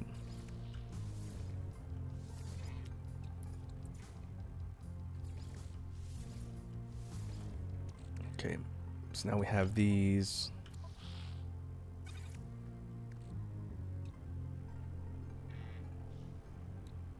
We can warp to green stellar bodies just like our ship if we install that. That's pretty handy.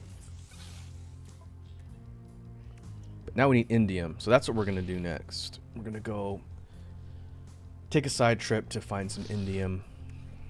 And once we grab that, we'll be able to get this final upgrade here, which will allow us to use our freighter to warp really, really long distances, which is ultimately our goal. That way we don't have to be kind of short tethered to it.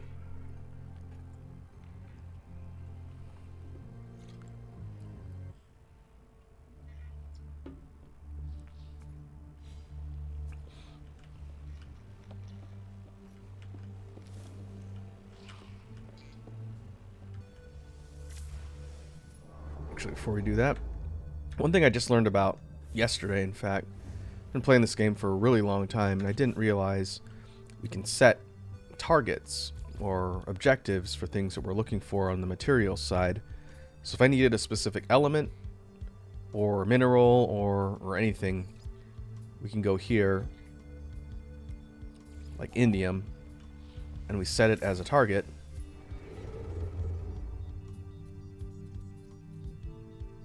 And now the warp map will show us where that resource is going to spawn.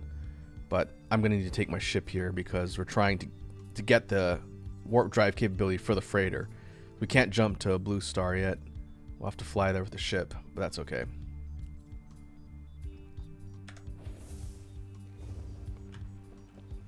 Once we get indium and install that upgrade, then we won't have to worry about it anymore, and we can just jump directly to wherever we need to.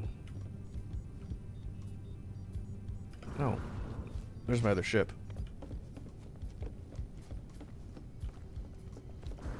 The exotic I picked up is just chilling right here in the hangar. I guess you can have 9? 3 slots times 3. And then if you fill everything up, I guess the NPCs won't have anywhere to land. I might get rid of the Vespa Tyrannus. This was the first Sentinel ship I picked up really early on. It's alright. It doesn't look as cool as the Suzumebachi. And it's not upgraded, so I might scrap that other one at some point.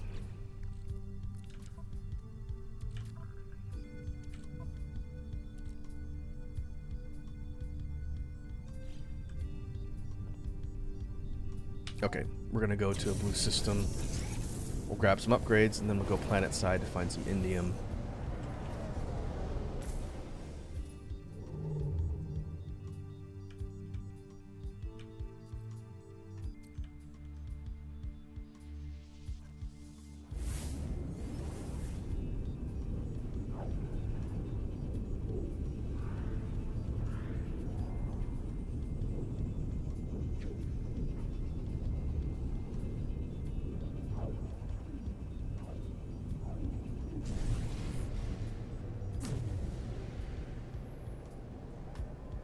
What's going on here? Oh, it's rematch time. Alright.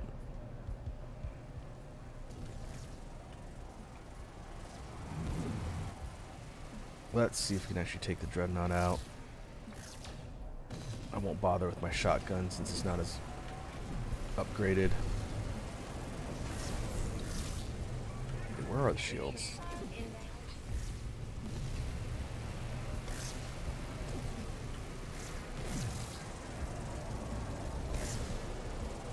Well, there's the top.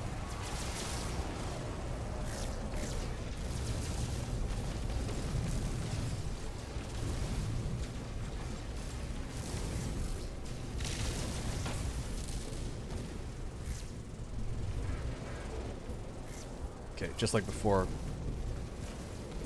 Try and do it a little faster this time.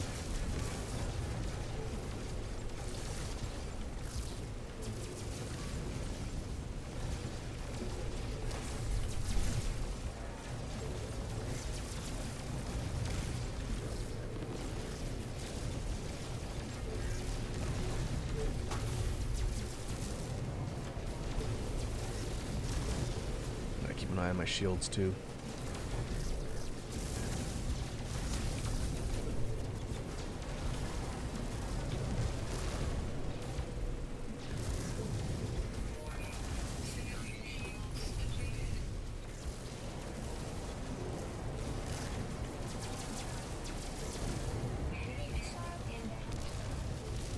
Yep, I'm working on it.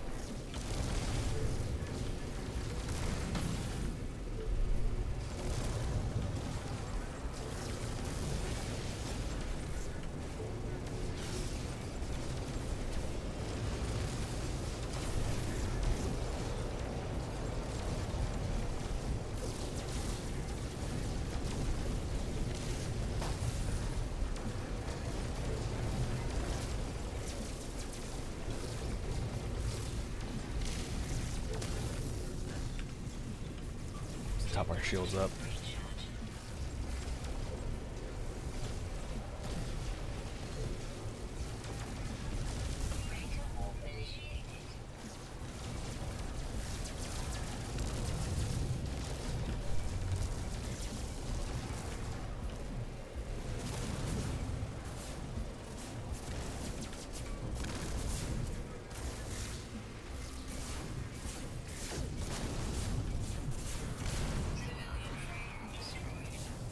Wow, they shredded that capital ship.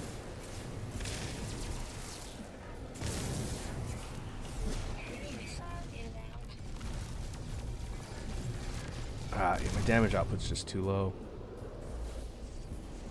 I guess I can kind of go all in with cannons. My fastest firing weapon. Oh well.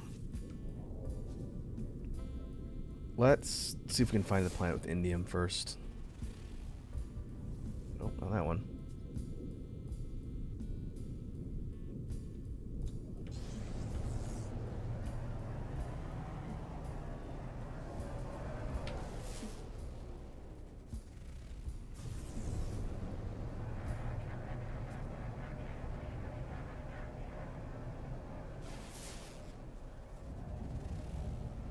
There it goes.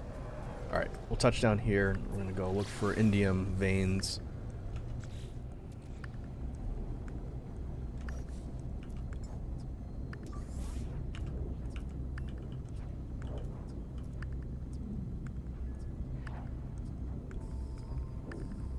Oh, that's our hyperdrive.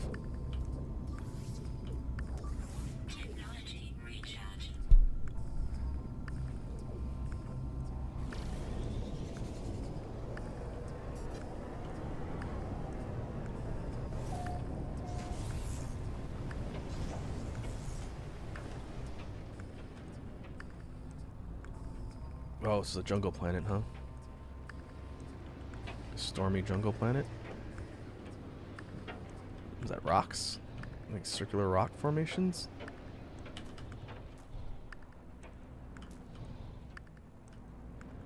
Looks really mountainous.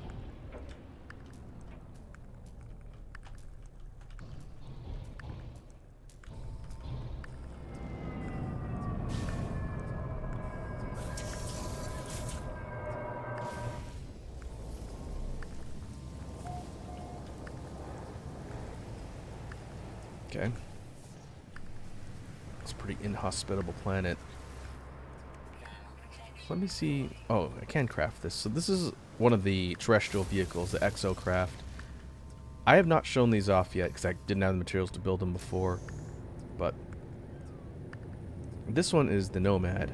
It is a lightweight, fast traversal vehicle. It'll be faster once I get some upgrades for it. But we can use it to sort of poke around the planet while we look for indium. First, I'm grabbing some of the sodium here for all my hazard protection stuff.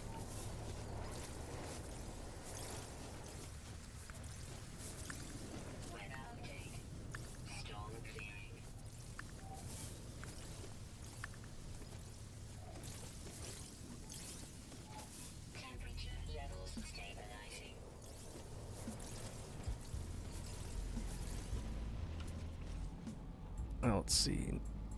These blue circles will show us indium. We just need to head over there and mine it. When you get some of the engine upgrades and thrust stuff, this thing can really zoom. But right now it's slightly faster than just running on foot.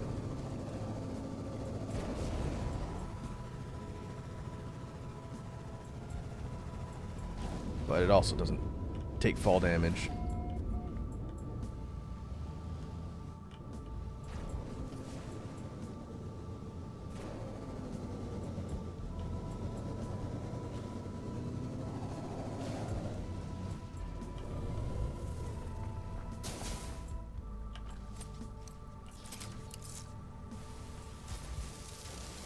Sodium nitrate, and there's the indium. We have to use our terrain manipulator in order to harvest that. But we need 250. I'll probably pop through a couple veins and just completely drain them out. That way I have a decent stock and I won't have to worry about it for a while.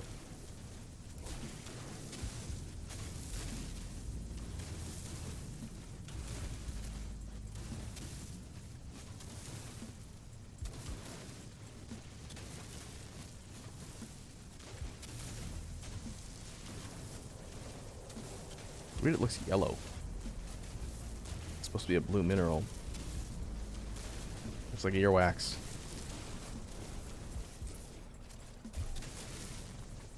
Okay. Where's the next one? Dioxite. More dioxite. Salt.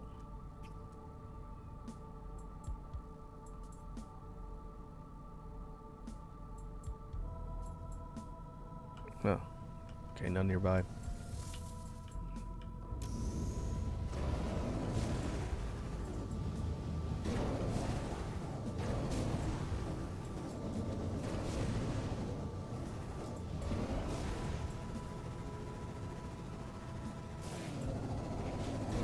What we'll do is we'll head kind of over the mountains and then rerun the scan. This thing doesn't have a scanner on it. See where the next few deposits of indium are located. If we don't see anything, I'll call a ship and I'll just fly across the planet.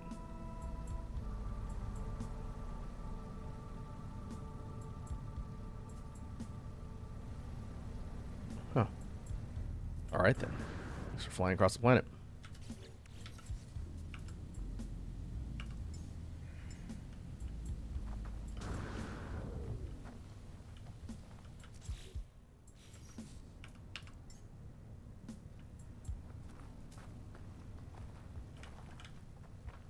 Oh, that's one thing that sucks about these really mountainous, sheer cliffs.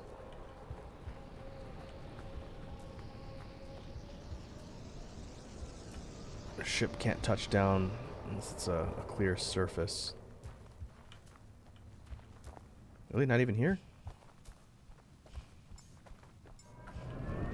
There we go.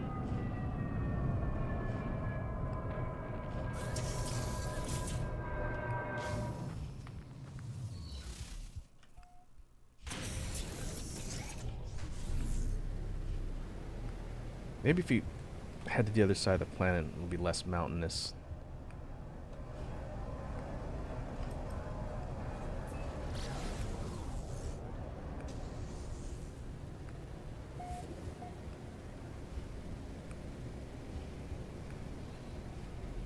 No, it is not less mountainous. It's okay.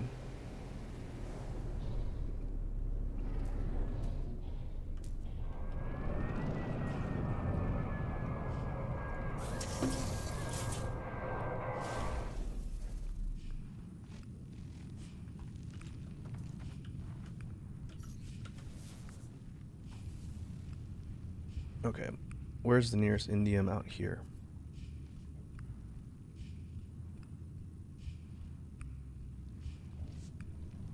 Really? None? How much did I get? Oh, I got 514.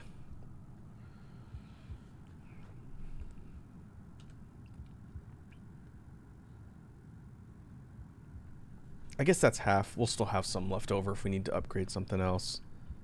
That's alright, I guess. Okay. We'll get the upgrades for now. I can always get more of this later. So what I will do is...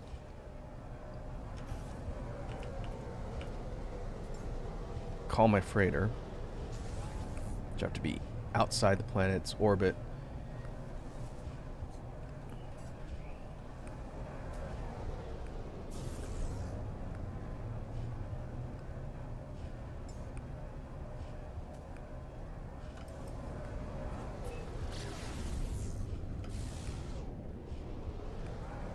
Not far enough?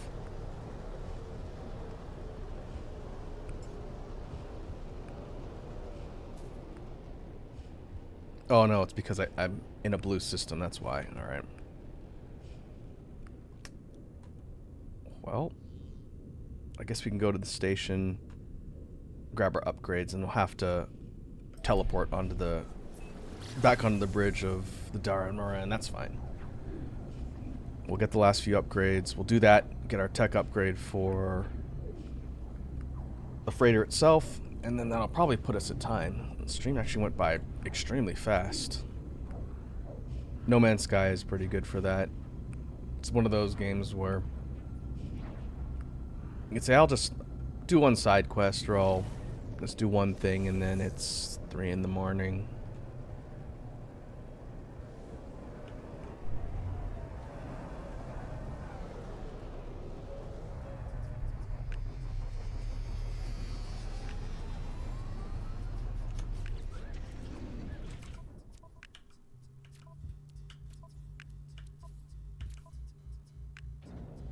Okay, so we got some gear to sell. Buy some upgrades. Oh, this one's kind of a teal seafoam color. Haven't seen that yet.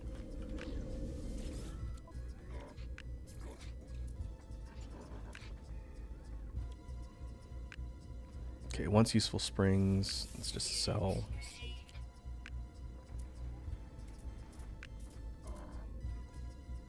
Hypnotic eye. Could sell that.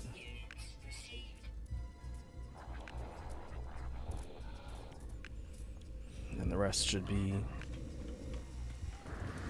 nanites, free nanites.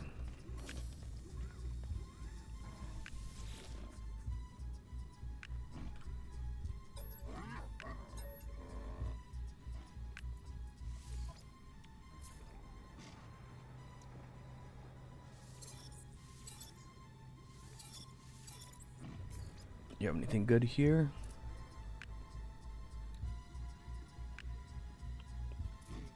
Doesn't look like it. Some of those modules I'll have to slide in once I have more tech slots open. That way I can have all the different environmental types of protection. Hey, no, I don't want to talk to you.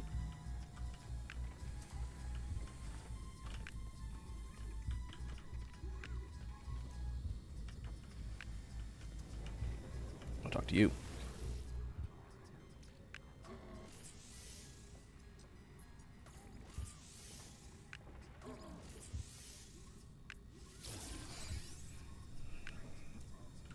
More inventory space. I guess we can see if you've got anything good.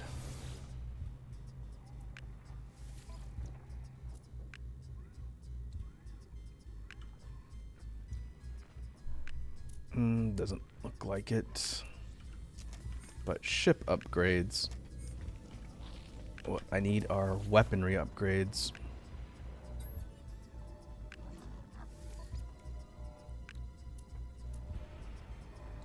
I would say... actually, that's not bad. Might be able to slot that in.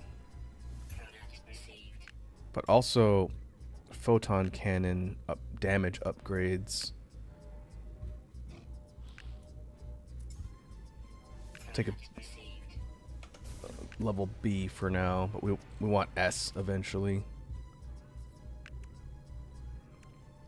So we can see that'll overload it. Yep. Heat dispersion. 29%, wow. Okay.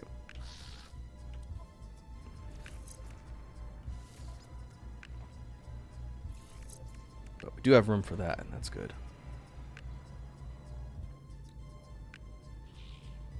2% damage, fire rate, heat dispersion.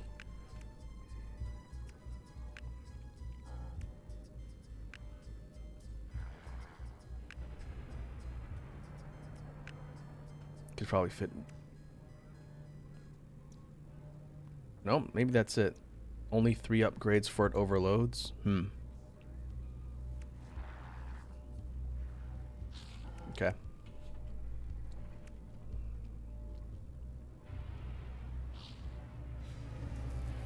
Let's call the anomaly.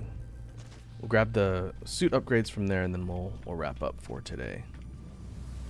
Maybe I'll end off by going back to my main base I've been working on, so I can show that off.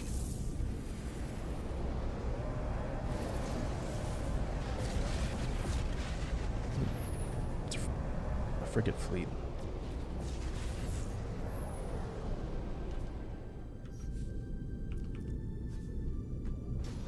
We gotta get out of range of all of the nearby NPC ships in order to call the anomaly.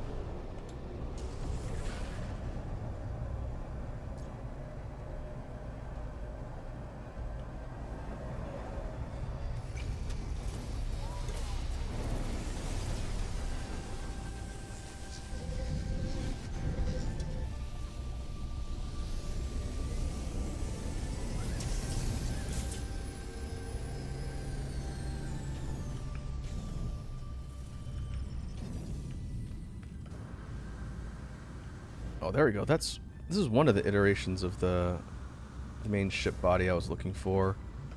That one's really cool. I would take that one if I saw it. But there's another one that's even more pointy. It's almost triangular in shape. It looks really cool.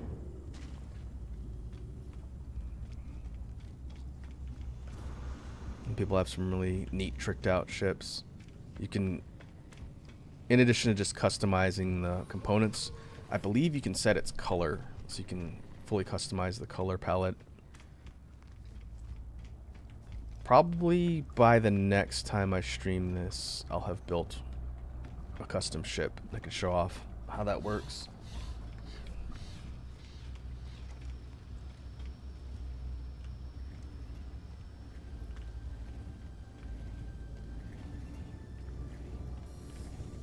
Okay. Grab our upgrade from here. Keep going inventory.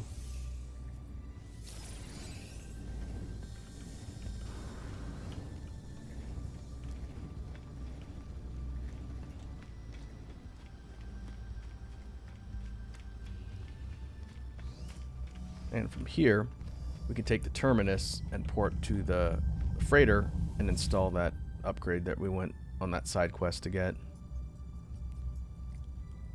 Well, look at some of the bases people have built. There are some really cool scratch bases people have built using all the customization. I can get into that eventually.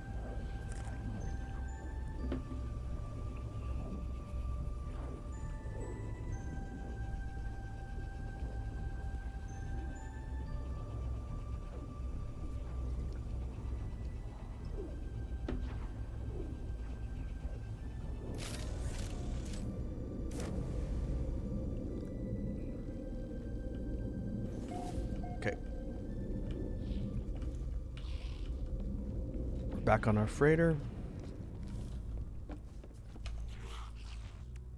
If we go over to our tech slots, this one need indium. And now we have all of the necessary upgrades. I think that's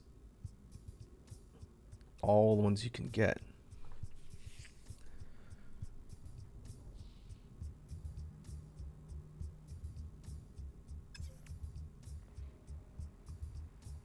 That prismatic one.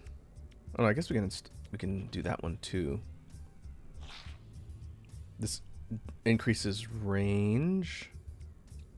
Yeah, 300. We'll look at that eventually. This one's 50 light years.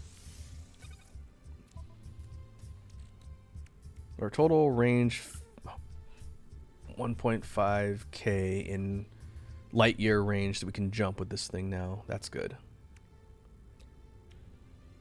At 300 though.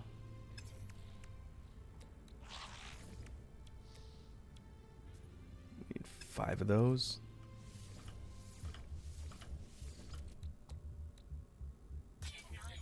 It's easy enough.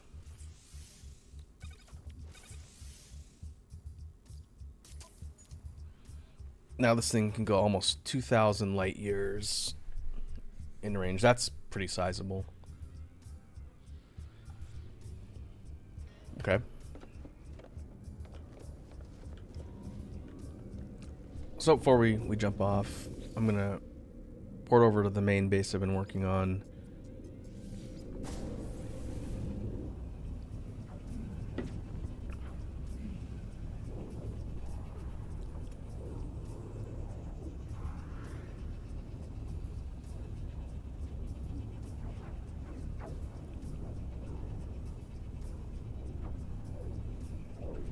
And this is considerable distance from where we're currently at in the planetary system. This is one of the first worlds I dropped on initially. And of course it's an inhospitable ice world like everything else. But of note on the ice planets, and this is kind of important for early on in the game, if you walk around an ice planet for long enough, you'll find these rare mineral thingies that spawn. They look like big balls. They're called curious deposits. If you shoot them, they will actually start to roll away from you. But they'll give you something called runaway mold. This can be put into refiners and it'll give you nanites, which is a pretty good way to get them early on. It's 5-to-1, so the rate's not awesome, but until you get some of the more valuable stuff that you can refine into nanites later, runaway mold's not a bad place to start. It's like if we go, I think I have one in here.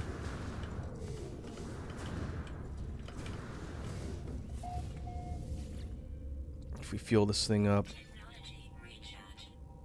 okay, we'll put that in there.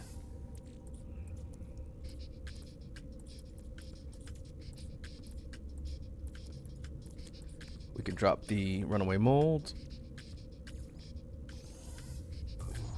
And at a 5-to-1 rate, it'll just start spitting out nanites, which is what we use to buy a lot of the tech upgrades and all that.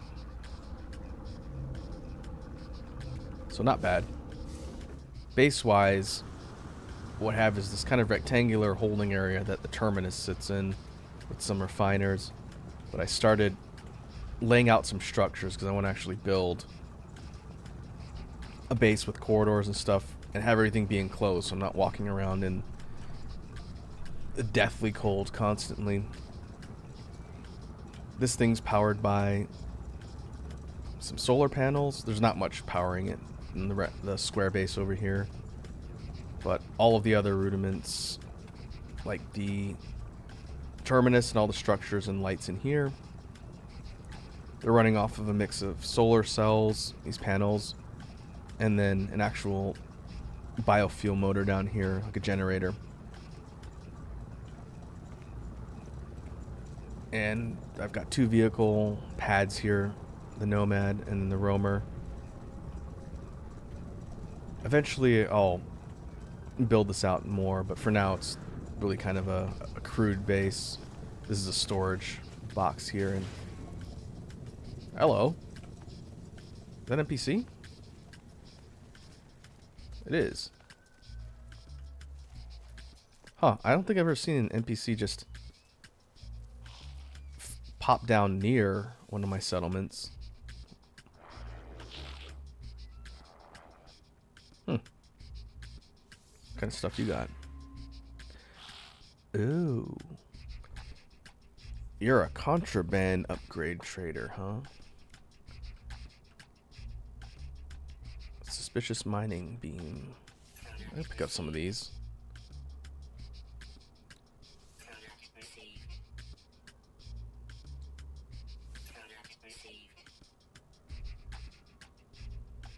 Life support. Moving. Oh, there's a lot here.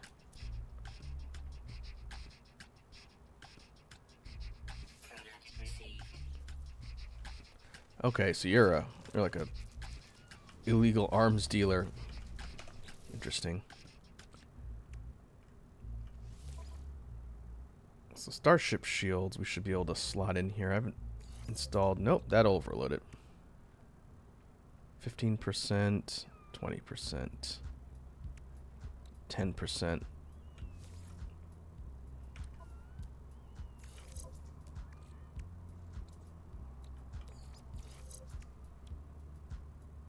This is just a straight boost. Straight boost to the shields, defensive power. That's good. Mining beam. 2% fuel efficiency. That's kind of junk.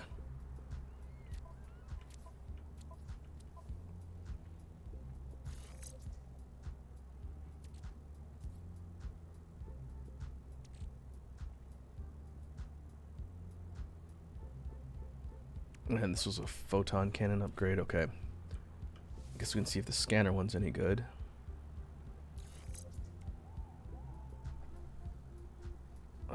Fauna and mineral bonus. That's not terrible. 1100. Yeah, it's better than this. Just slightly lower scan radius. Part of the whole like min-maxing of your upgrades on all your pieces of tech, or seeing what you've got and then comparing the parameters to see if what you acquire is better, just to kind of optimize everything, since you're limited to a certain amount of tech things before they overload, and then you can't put any more.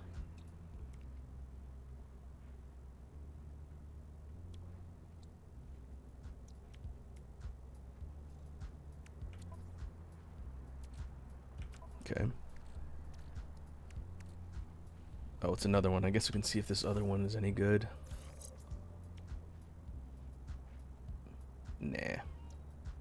We want one like this that has scan radius plus all 3 scan types for a bonus, but this one doesn't have that. So I'll just go sell these next time I'm on a station.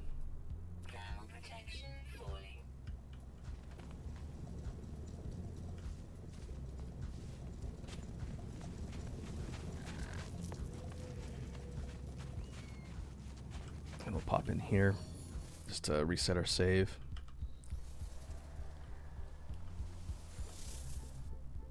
And so I think we'll call that a good stopping point.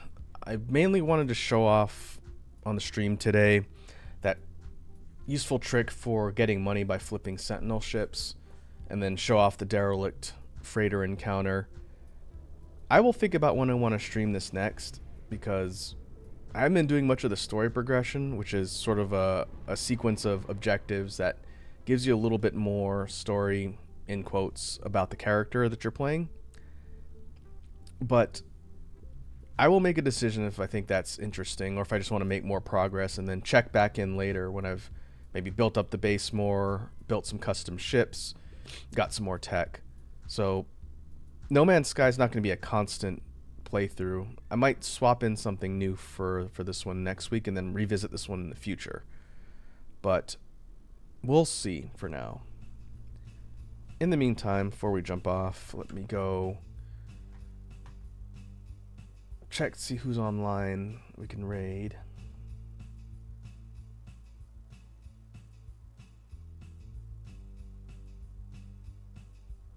Let's see.